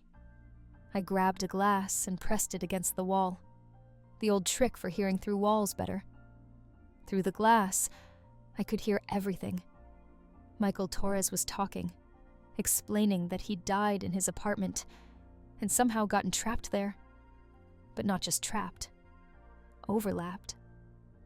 His apartment and mine existed in the same space, but on different layers of reality, like sheets of transparent film laid on top of each other. He said he could see into my apartment, could reach through sometimes and interact with things. That's why items were appearing and disappearing. He was trying to communicate, trying to get my attention, trying to find a way out. He said he'd been alone for so long, watching tenant after tenant live in 4B without ever noticing him, without ever hearing him. But I could hear him. And somehow, that had strengthened the overlap, made the boundary between our apartments thinner. He said if we could make the overlap complete, he might be able to cross over, might be able to escape whatever was keeping him in 4C. I asked him how to do that. He said we needed to synchronize our spaces, make my apartment look like his had when he was alive. He could remember every detail, could tell me where every piece of furniture had been, every decoration, every item. If I replicated his apartment exactly, the overlap would be complete, and he could step through. Over the next week, I followed his instructions. I moved my furniture to match his layout. I bought items he described and placed them where he said they'd been. I painted my walls the same color his had been. I even found the same brand of curtains he'd had, the same posters, the same everything. Jenna thought I'd lost my mind. She stopped coming over, said I needed professional help, said she couldn't watch me descend into whatever breakdown I was having. I tried to explain about Michael, about the overlap, but she couldn't hear him. Only I could. With each change I made, the overlap got stronger. I started seeing 4C more clearly. When I looked at my walls, I could see through them to Michael's walls. When I walked across my floor, I could see his floor beneath mine. And I could see him, Michael Torres, exactly as he looked in the photograph, standing in his apartment, smiling at me. He looked relieved, said we were almost there. Just a few more items and the overlap would be complete. He'd be free. But I started noticing other things.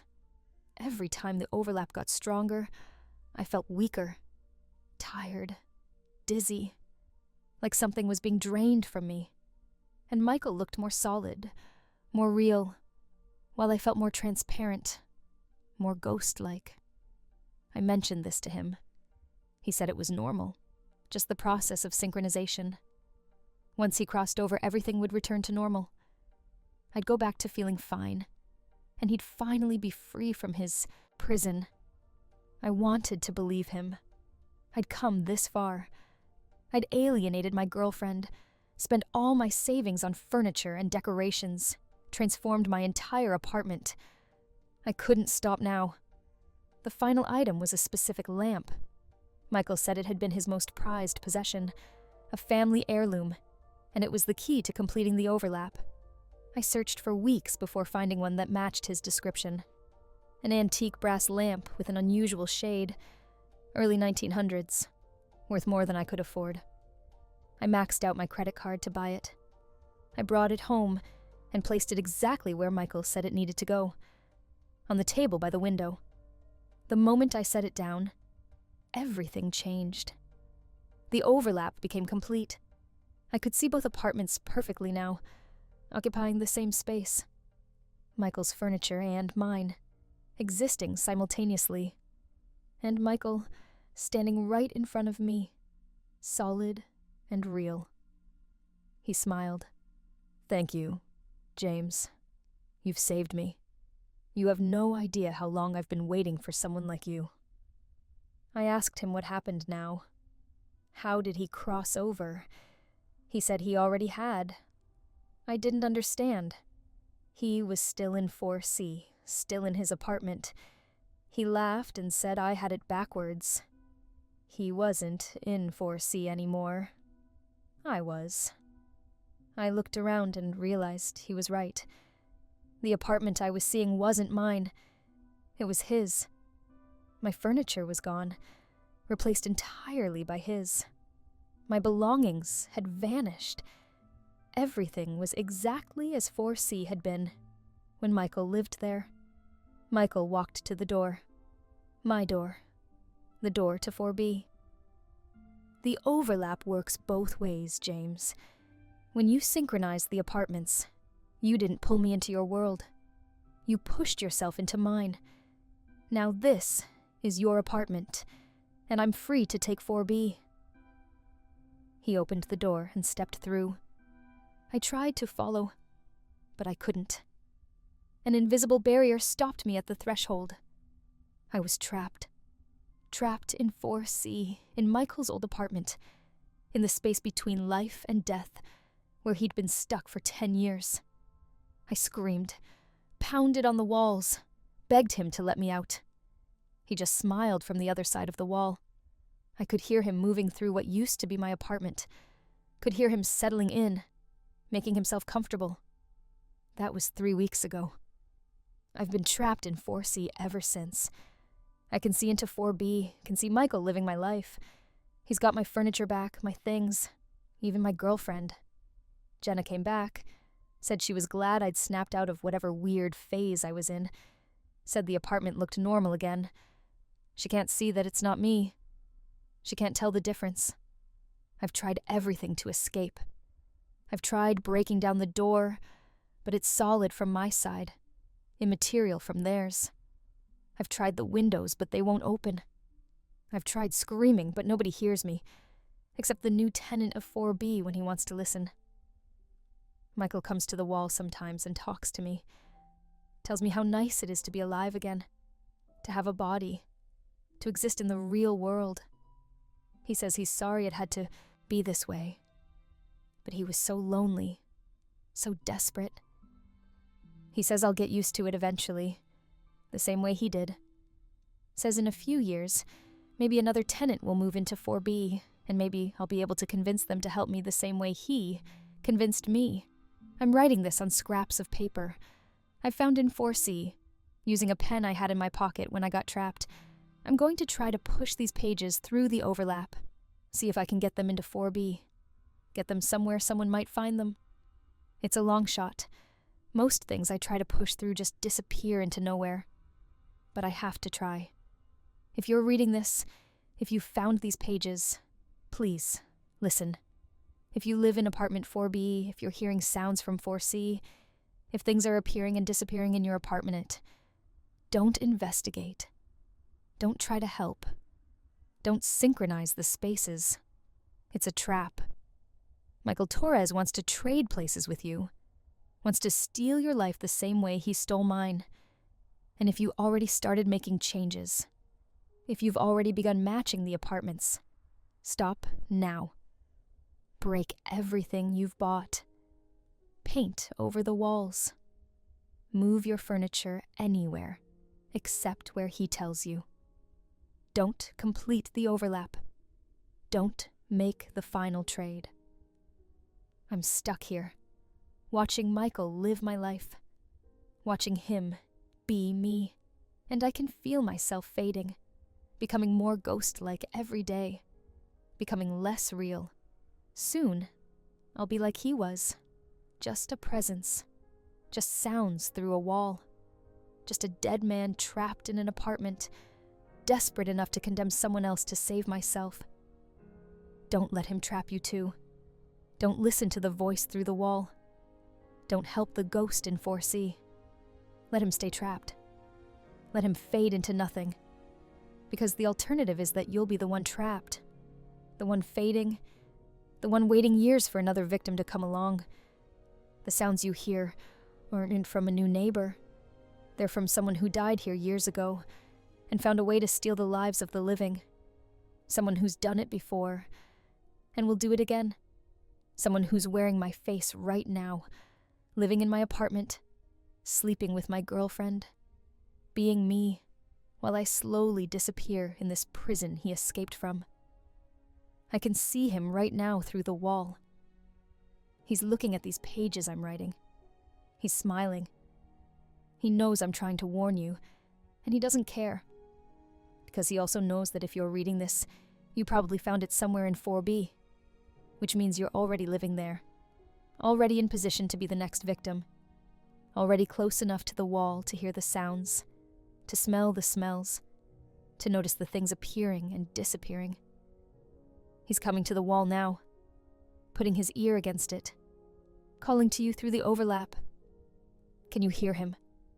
Can you hear the voice from 4C asking for help, begging for assistance, promising freedom if you'll just make a few small changes to your apartment? Don't listen. Don't help. Don't make the trade. But you will. I can see it in Michael's smile. You'll help because you're curious, because you're kind, because you want to understand. The same reasons I helped. The same reasons everyone who's lived in 4B has helped. This building has been here since 1923. Apartment 4C has had the same tenant all that time, just different bodies, different names, different lives stolen from the people next door. An endless chain of victims, each one becoming the next predator, each one escaping by trapping someone else. I'm part of that chain now, and soon, you will be too. Michael's walking away from the wall.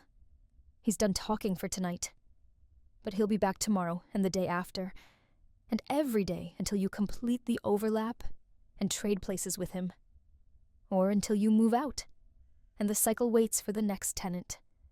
I hope you move out. I hope you run far away from apartment 4B and never look back. But I don't think you will. Because the overlap has already started, hasn't it? You've already noticed the strange items, already heard the sounds, already felt the pull of curiosity that damned me. Welcome to 4C. That's where you'll be soon, where you'll spend years, maybe decades, waiting for your chance to escape, waiting to trade places, waiting to steal someone else's life so you can have yours back. The overlap is thinning. I can feel myself fading. My hands are getting transparent. The pen is getting harder to hold. Soon I'll be nothing but sounds through a wall, just another ghost trying to escape, just another predator waiting for prey. I'm sorry. I'm so sorry for what you're about to go through, for what I'll eventually try to do to you when you're living in 4B, and I'm the voice through the wall begging for help. But I can't help myself. None of us can. The overlap makes us do it. The desperation, the loneliness, the need to exist again in the real world. It turns victims into villains. It makes us all into Michael Torres. And soon, it will make you into me. The sounds you're hearing right now, they're coming from me. The voice calling your name, that's me. In a few years, when I've faded enough to become pure ghost, pure desperation. I'm sorry. But I'll still try to trap you. We all do. That's the real horror of apartment 4C.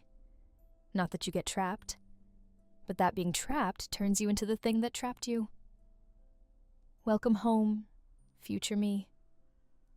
Welcome to the apartment that never lets go. Welcome to the endless chain of the damned. The overlap is calling. Can you feel it? It's already begun. Story 9. I joined a grief support group 6 months after my daughter died. Leukemia. She was 8 years old. The kind of loss that breaks you in ways you didn't know you could break. My therapist recommended the group, said talking to people who understood might help. I didn't think anything could help, but I went anyway, because sitting alone in my house was slowly killing me. The group met every Thursday evening in the basement of a church on the north side of Chicago. 12 people, all dealing with the death of a child. Some recent, some years ago. We'd sit in a circle, drink bad coffee, and take turns talking about our pain. It was exactly as miserable as it sounds, but also strangely comforting. These people got it in a way nobody else could. Our facilitator was a woman named Dr. Ellen Marsh. She'd lost her son 20 years ago, and had been running the group ever since. She had this calm, understanding presence that made it easier to open up. She never pushed, never judged, just listened and occasionally offered gentle guidance. For the first month, everything seemed normal. People cried, shared memories, talked about their struggles with moving forward. I started to feel like maybe I could survive this. Maybe I could learn to live with the enormous hole my daughter had left behind. Then, during my 5th meeting, something strange happened. We were going around the circle sharing, and a man named Robert was talking about his son who died in a car accident 3 years ago. As he spoke, I noticed something odd. His story had changed. Not the basic facts, those were the same, but the details. Last week, he'd said his son's name was Marcus. This week, he called him Matthew. Last week, the accident happened on a Tuesday. This week, it was a Saturday. I thought maybe I'd misremembered. Grief, brain fog is real. But then another member, a woman named Jennifer, shared her story, and I noticed the same thing. Last week, her daughter had been 6 when she died. This week, she was 7. The illness was different too. Last week, it was a heart defect. This week, it was a brain tumor. I didn't say anything. Maybe I was the one misremembering. Maybe my own grief was making me confused. But I started taking notes during meetings, writing down what people said. And every week, the stories changed. Small details at first, then bigger ones. Ages shifted. Causes of death morphed. Even the children's names changed gradually, letter by letter, week by week. But here's the thing that really scared me. Nobody else seemed to notice. They'd tell a completely different version of their story than they'd told the week before, and everyone would nod sympathetically, like they'd heard the same story all along. Even Dr. Marsh, who had been running this group for 2 decades, didn't bat an eye at the contradictions. I started researching the members between meetings. Robert had a Facebook page. Old posts from 3 years ago talked about his son Marcus and the car accident, matching what he'd said in the first meeting.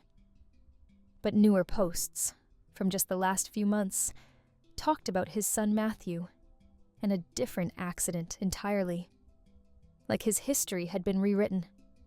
Jennifer's social media showed the same thing. Old posts about her 6-year-old daughter with a heart defect. Recent posts about her 7-year-old with a brain tumor. The photos were the same child, but the captions and details had changed. I thought maybe they were lying, making up new stories for some reason. But why and how were the photos and old posts changing? You can't edit posts that other people have commented on and shared without leaving traces. But there were no edit markers, no inconsistencies. The posts looked like they'd always said what they currently said. During the 8th meeting, I decided to test something. When it was my turn to share, I deliberately changed a detail about my daughter. I said her name was Emma, instead of Emily. Said she'd been 9 instead of 8. Said she died from a brain tumor instead of leukemia. Dr. Marsh wrote it down in her notebook. The other members nodded sympathetically. Nobody corrected me. Nobody said, "Wait, last week you said her name was Emily." They just accepted the new version, like it had always been true. After the meeting, I went home and checked my own Facebook page. My daughter's name in all the old posts had changed to Emma. Her age in every birthday post was different by a year. The posts about her illness talked about a brain tumor. Photos that should have been from her 7th birthday party now looked like they were from her 8th. Same decorations, same cake, but the candles showed a different number. I was terrified. I grabbed my old photo albums, the physical ones, thinking those couldn't change. But they had. Every caption I'd written in my own handwriting said Emma instead of Emily. Every date was shifted by a year. Even my memories started to feel fuzzy, like there were two versions in my head, the original one and a new one that was slowly overwriting it. I stopped going to the group for 2 weeks. I needed to figure out what was happening before I lost myself completely. I researched Dr. Marsh and found something disturbing. She'd been running this support group for 20 years, but I couldn't find any record of her son dying. No obituary, no death certificate, no social media posts about loss. I found her son's Facebook page. He was alive, living in California, happily married with kids of his own. I dug deeper into the group's history. The church had let Dr. Marsh use their basement for free for 2 decades. I talked to the church secretary, an old woman who'd been there the whole time. She remembered when Dr. Marsh started the group. "Such a tragedy," she said, "losing her daughter like that." Daughter, not son. The secretary showed me old church bulletins that mentioned the support group. The earliest ones said Dr. Marsh had lost her daughter. The ones from 10 years ago said she'd lost her son. The most recent ones said she'd lost a child, but didn't specify which. I went to the library and looked at newspaper archives. I found Dr. Marsh's daughter's obituary from 98. Sarah Marsh, age 12, died from complications of diabetes. I found photos from the funeral, articles about the tragedy. Her daughter had definitely existed, and definitely died. But when I searched for anything about a son dying, there was nothing. No obituary, no funeral, notices, no news articles. Yet Dr. Marsh had been telling the support group for years that she'd lost a son. I realized what was happening. The group was changing people's grief. Slowly, incrementally, it was rewriting their losses. And in doing so, it was rewriting reality itself. The children who died were being replaced with different children who died in different ways. The past was being altered to match the new stories. But why? What was the purpose? I went back to the next meeting with a plan. I'd confront Dr. Marsh, demand answers. But when I walked into the church basement, something was different. There were only 11 chairs in the circle now. One was missing, and nobody seemed to notice. Dr. Marsh smiled when she saw me. "Welcome back, David. We missed you. Please, have a seat, and share with us if you'd like." I sat down and looked around the circle. Robert was there, Jennifer was there, but I couldn't remember who should be in the missing chair. I knew there should be 12 people knew someone was gone, but I couldn't picture their face or remember their name. I tried to bring it up. "Isn't someone missing? Weren't there 12 of us?" Everyone looked confused. Dr. Marsh checked her notes. "No, David. We've always been 11. Are you feeling all right?" I wasn't all right. I could feel my memories shifting, the absence of the 12th person being erased from my mind even as I tried to hold on to it. I excused myself and went to the bathroom, pulled out my phone, and checked the notes I'd been taking. The list of members I'd written down showed 11 names, not 12. Like the 12th person had been deleted from reality. I searched my photos, my messages, anything that might show evidence of a 12th member. Nothing. They were gone completely, erased not just from the group, but from existence itself. I went back to the circle and participated in the meeting, but I was watching everyone carefully. And I noticed something. Jennifer looked different, younger. I'd thought she was in her 40s, but now she looked mid-30s at most. Robert's hair was darker, his face less lined. Everyone in the group looked younger than they had 2 weeks ago. Everyone except Dr. Marsh. She looked exactly the same as she had at the first meeting, like she never aged at all. After the meeting, I followed her to her car. I needed answers. I called out to her, and she turned, smiling that calm smile. "David, is something wrong?" I asked her directly. What is this group really doing? What happened to the 12th member? Why do the stories keep changing? Her smile didn't waver. The group helps people cope with loss. You know that. You've felt the benefits yourself. Isn't your pain less than it was when you started? She was right. The crushing grief I'd felt 6 months ago had lessened. The constant ache of Emily's absence had dulled. But now, I understood why. It wasn't because I was healing. It was because Emily was being erased. Emma was replacing her in my memories. And Emma's death was different. Further away, less painful. You're changing our children, I said. You're changing our memories. Why? Dr. Marsh's expression finally shifted. The warmth left her eyes. Because grief has power, David. Real power. The pain of losing a child is one of the strongest forces in the human experience. And when that pain is focused, directed, shaped properly, it can do remarkable things. It can rewrite reality. It can undo death. It can bring back what was lost. Your daughter, I said, understanding. You're trying to bring her back. She's been coming back, Dr. Marsh corrected. Slowly, little by little, every time the group meets, every time members share their grief and I guide them to reshape their stories, a little more energy is released. A little more reality becomes malleable. Sarah has been dead for 26 years, but she's getting younger. The memories are changing. Soon, she won't have died at all. Soon, she'll simply have always been alive. What about us? What about our children?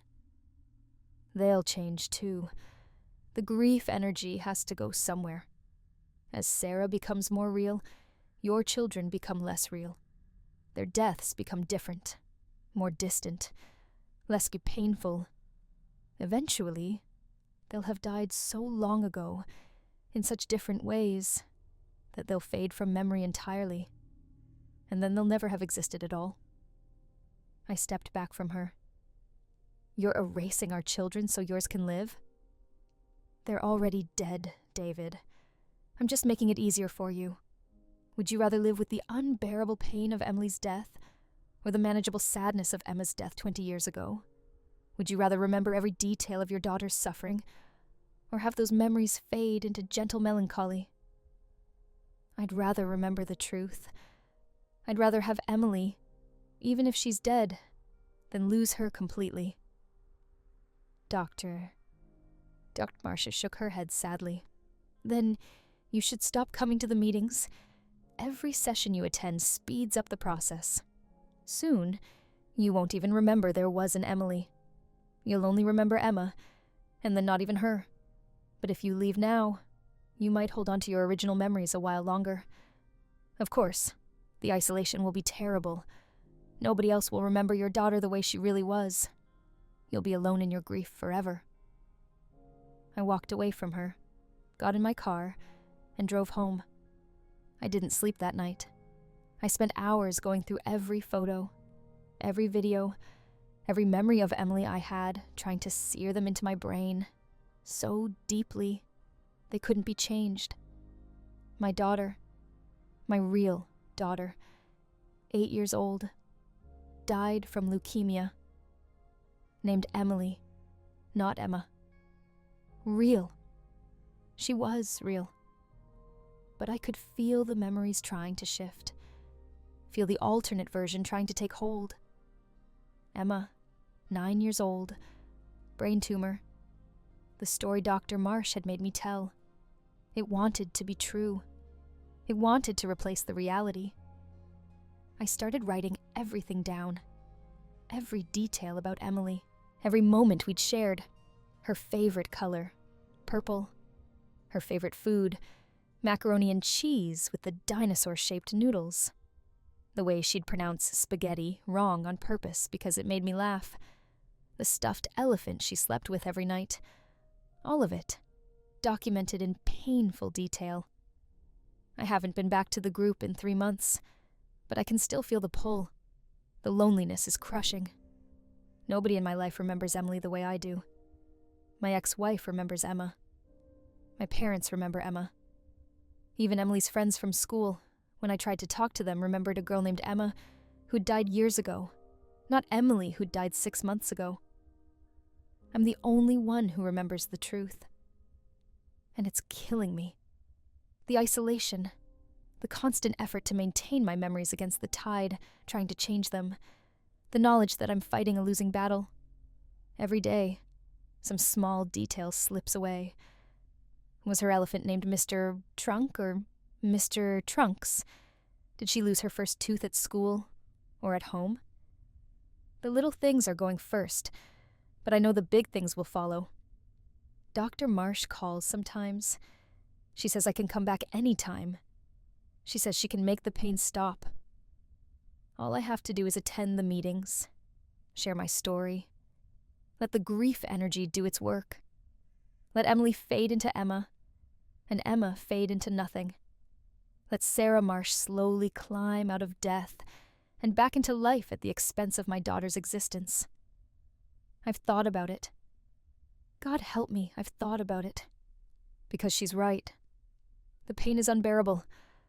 Living alone with memories nobody else shares, grieving a child nobody else remembers, is a special kind of hell.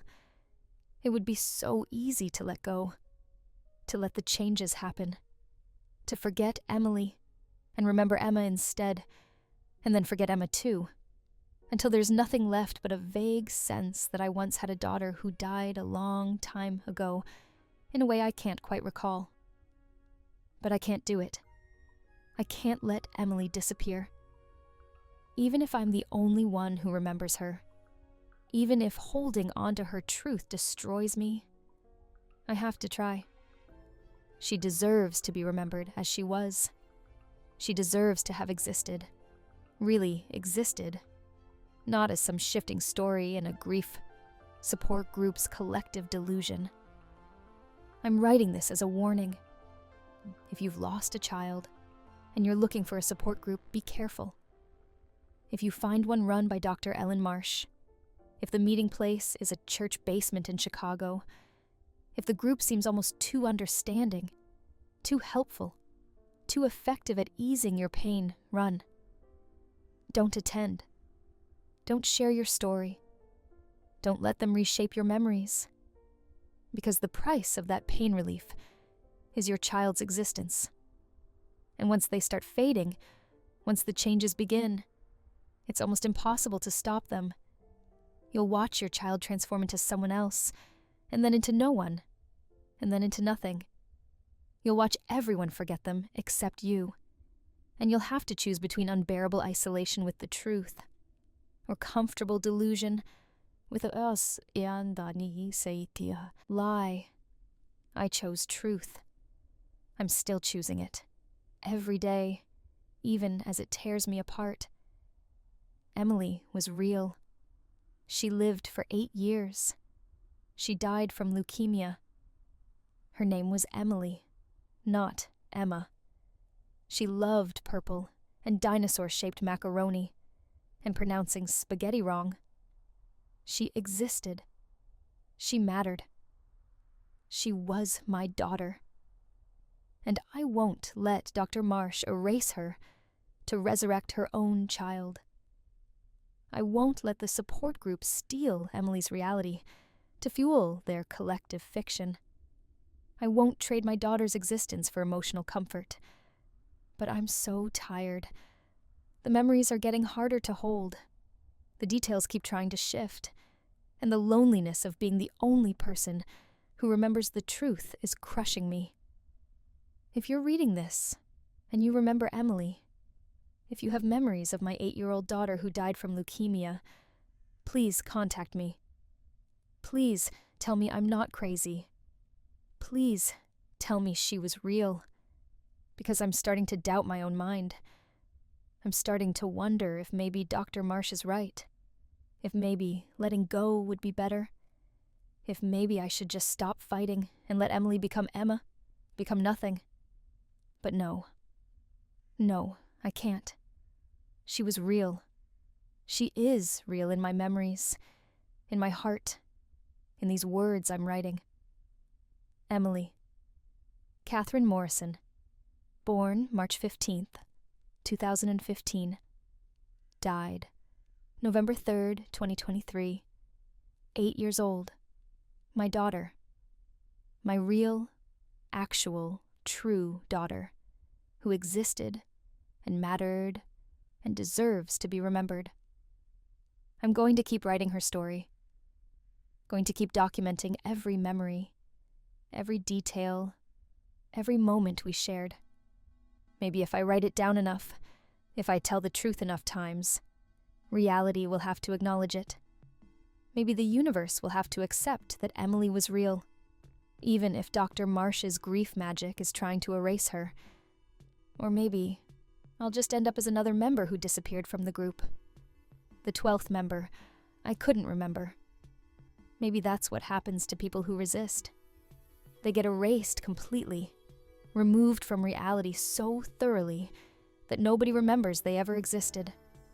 If that happens to me, if I disappear, and this document is all that's left, please know that Emily was real. She lived.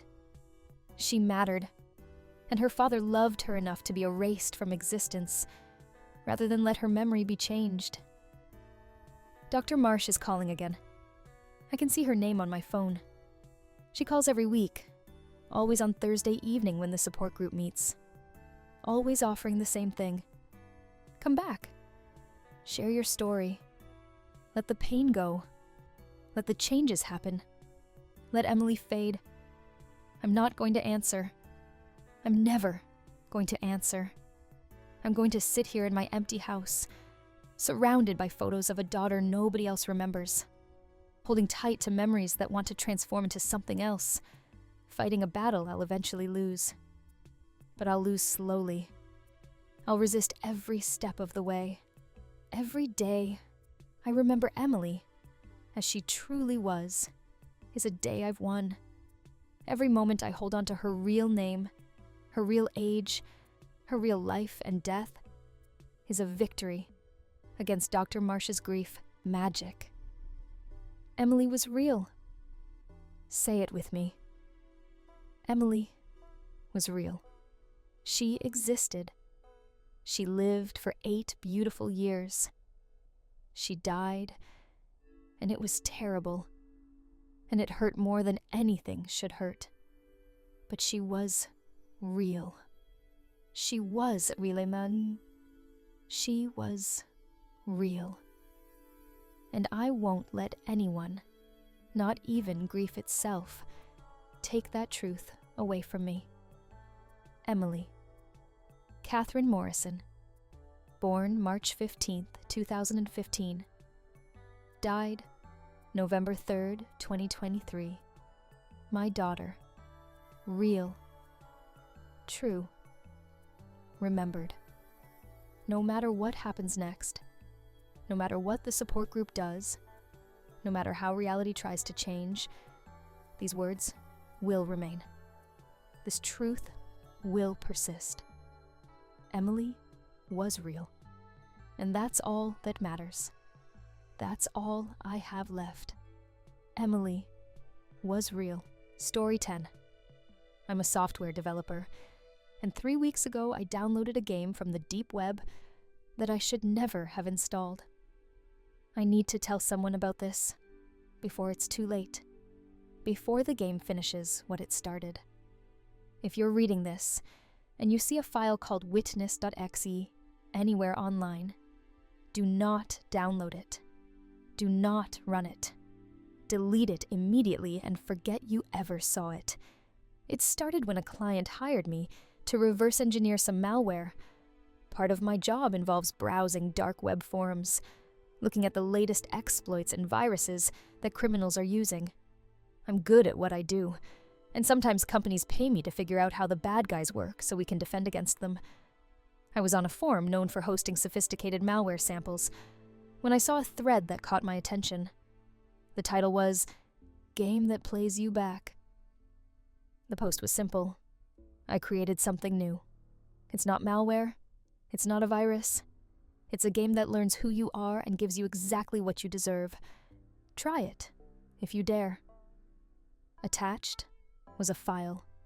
Witness XE. Only 3 megabytes. Impossibly small for a modern game. The thread had hundreds of replies, but they were all strange. People saying things like, "I can't stop playing," and "It knows things it shouldn't know," and "Please, someone help me uninstall it." But nobody explained what the game actually was. My curiosity got the better of me. I downloaded the file to a sandboxed virtual machine, an isolated environment where even if it was malware, it couldn't damage my actual computer. I ran a full security scan on it. Clean. No viruses, no Trojans, no backdoors. Just an executable file that seemed to be exactly what it claimed. A game. I double-clicked it. The installation was instant. No setup wizard. No license agreement. Just a sudden appearance of an icon on my desktop. A simple eye symbol. I clicked it. The game opened in full screen. Black screen with white text. "Welcome, Daniel. I've been waiting for you." My name. It knew my name. I assumed it had pulled that from my system username. Not particularly sophisticated, but creepy nonetheless. Then, "I am Witness. I see everything you've ever done. Every choice you've made. Every secret you've kept. And now, we're going to review them together." The screen changed to show my childhood bedroom. Not a photograph. A 3D rendered environment that looked exactly like my room when I was 10 years old. Every detail was perfect. The Star Wars posters on the wall, the stain on the carpet from when I'd spilled grape juice, the crack in the window from a baseball accident. Things I hadn't thought about in decades, rendered in perfect detail. Text appeared. "Level 1, the stolen game. Remember this?" A memory came flooding back. When I was 10, I'd stolen a video game from my best friend Marcus's house. He'd gotten it for his birthday, and I was jealous. I took it when he wasn't looking and pretended I'd bought it myself. He never found out. I'd felt guilty about it for years, but never confessed. The game showed me that day. A rendered scene of Marcus's birthday party. I watched my 10-year-old self pocket the game cartridge. Then the scene changed. It showed what happened after. Marcus crying to his mom, saying he'd lost his favorite gift. His mom comforting him, but also being disappointed. Marcus being more careful with his things after that, less trusting, more anxious about losing what he valued. Text appeared. "You stole his innocence along with his game. Do you want to confess now? Yes. No." 2 options appeared at the bottom of the screen. I clicked yes, because even though this was just a game, the guilt was real. The screen went white, then showed me a phone number, Marcus's number. The game said, "Call him, tell him the truth, or move to level 2. I closed the game. This was too weird, too personal. How did it know about Marcus? How did it render my childhood bedroom so perfectly? How did it know about an incident from 25 years ago that I'd never told anyone about? I checked the virtual machine. Still isolated. I ran every diagnostic I knew. The game wasn't accessing the internet. It wasn't reading my files. It was completely self-contained. Yet somehow, it knew things about me that weren't stored anywhere digitally. Things that existed only in my memory. I should have deleted it right then. But I'm a software developer. I needed to understand how it worked. I booted up the virtual machine again and opened the game. "Welcome back, Daniel. Ready for level 2? This time, it showed my high school. The hallway outside the girls' bathroom. Another memory I'd buried. When I was 16, I'd spread a rumor about a girl named Jessica that wasn't true. I did it to impress some guys I wanted to be friends with. The rumor destroyed her reputation. She'd transferred schools because of it. The game showed me what I'd done, then showed me what happened after. Jessica crying in the bathroom, her parents fighting with the school, her sitting alone in her new school, anxious and depressed, unable to trust anyone because of what I'd started. Do you want to confess now? Yes. No.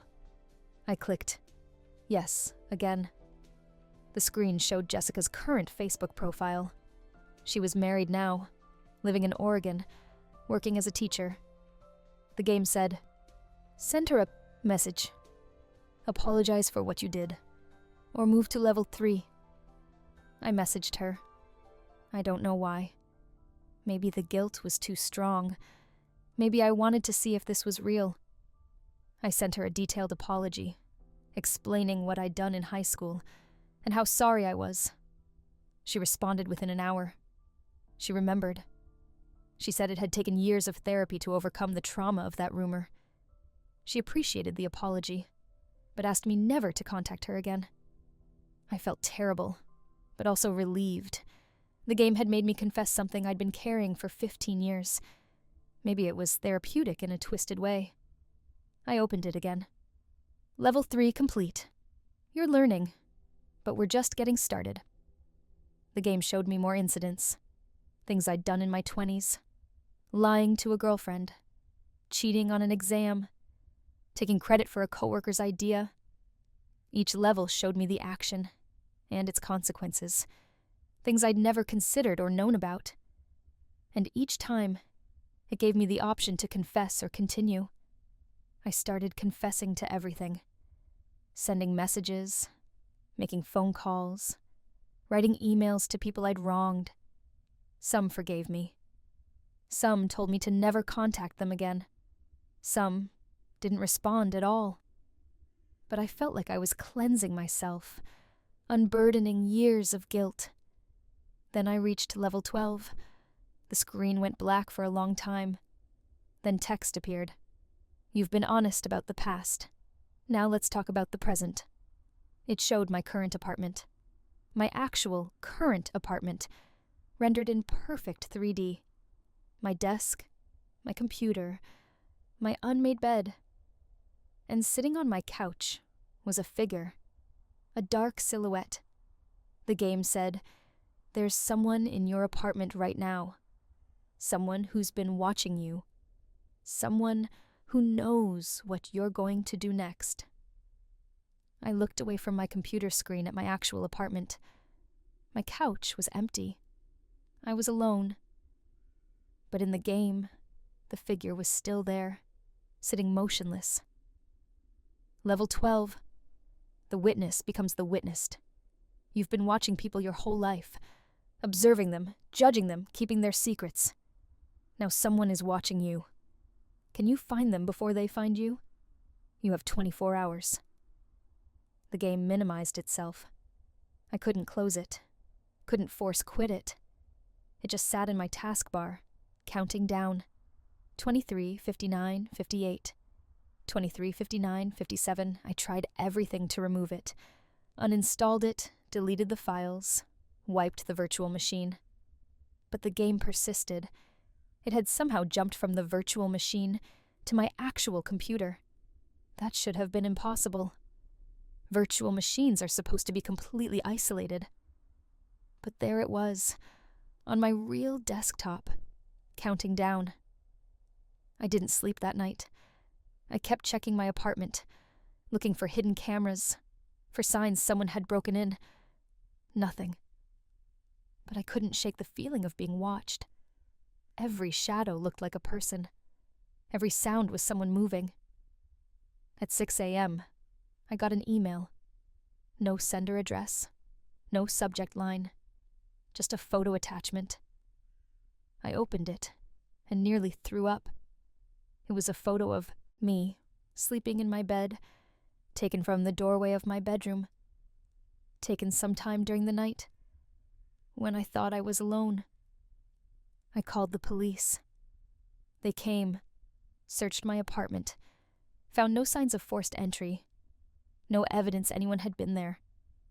They suggested I change my locks, install a security camera, Maybe talk to a therapist about paranoia. They didn't take me seriously. The game timer continued counting down. 18, 47, 23.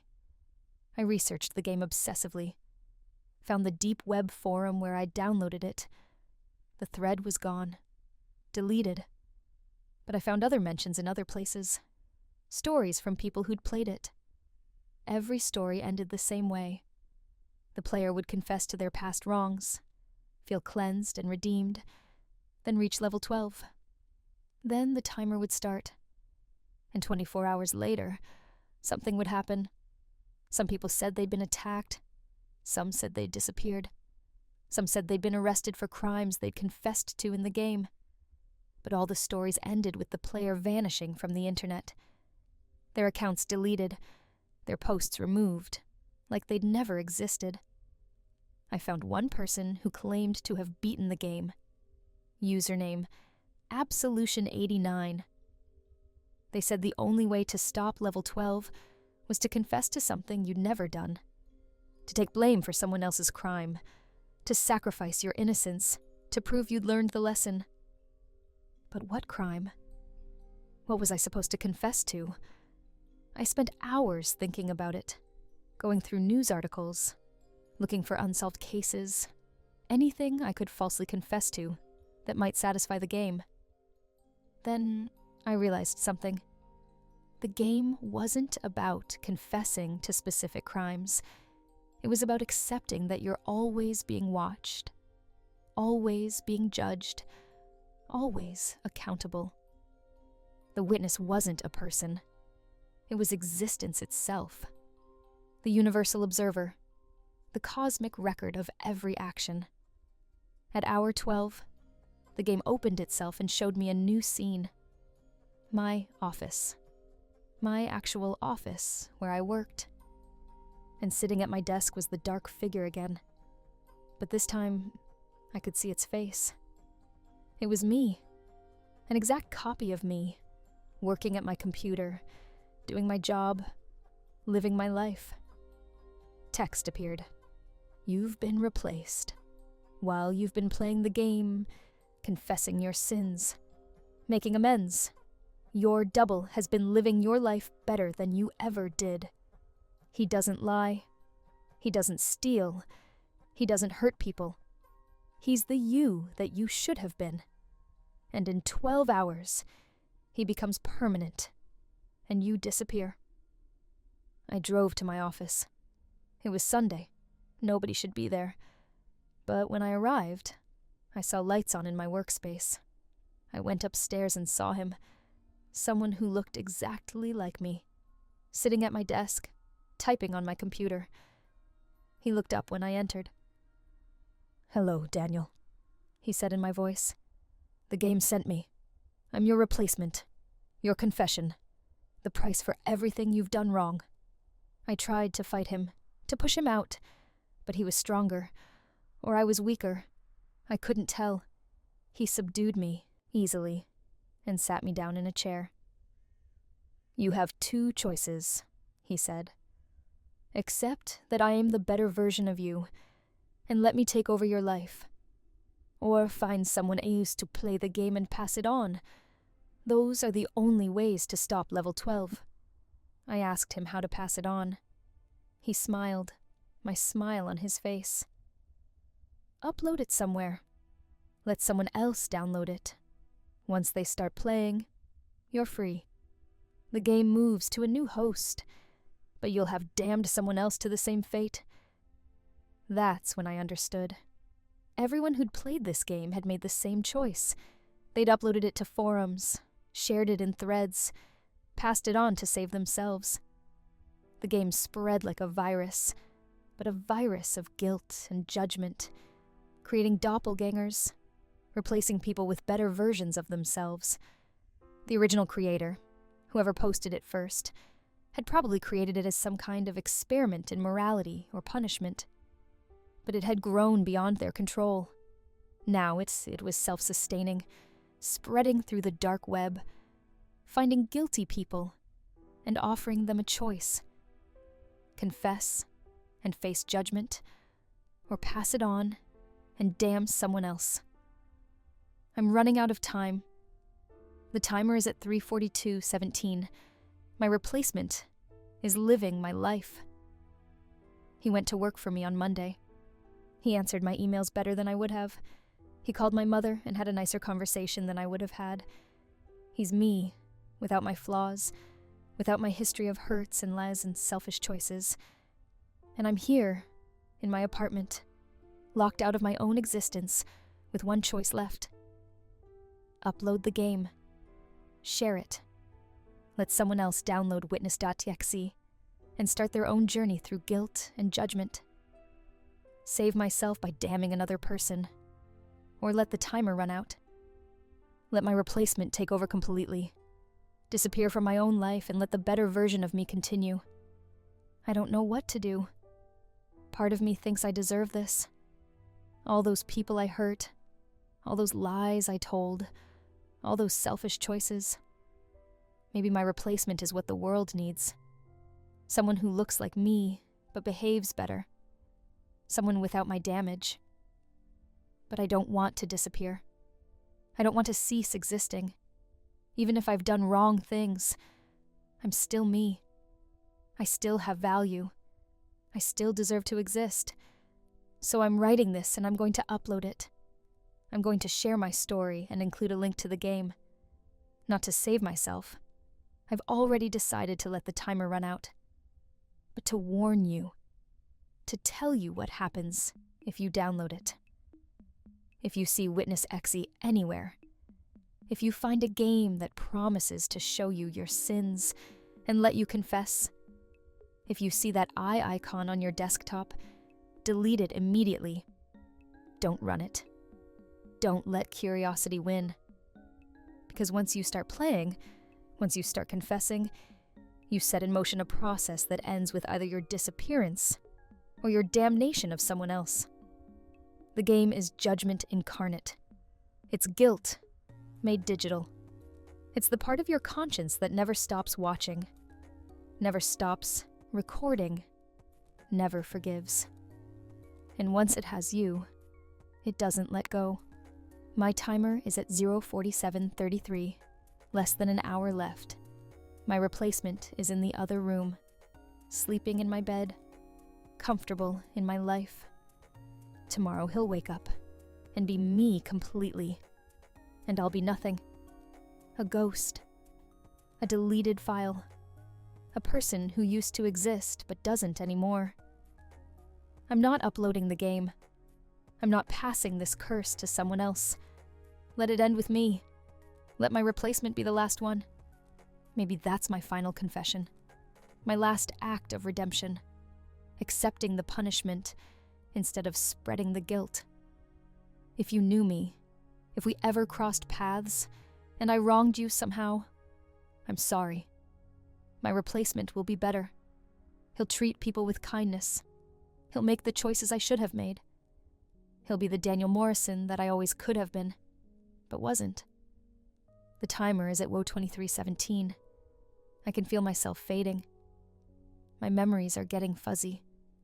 My sense of self is dissolving. The game is deleting me, preparing the space for my replacement to fully integrate. This is what judgment looks like in the digital age. Not fire and brimstone, but code and consequence. Not a god in the sky, but a program that watches everything and demands confession.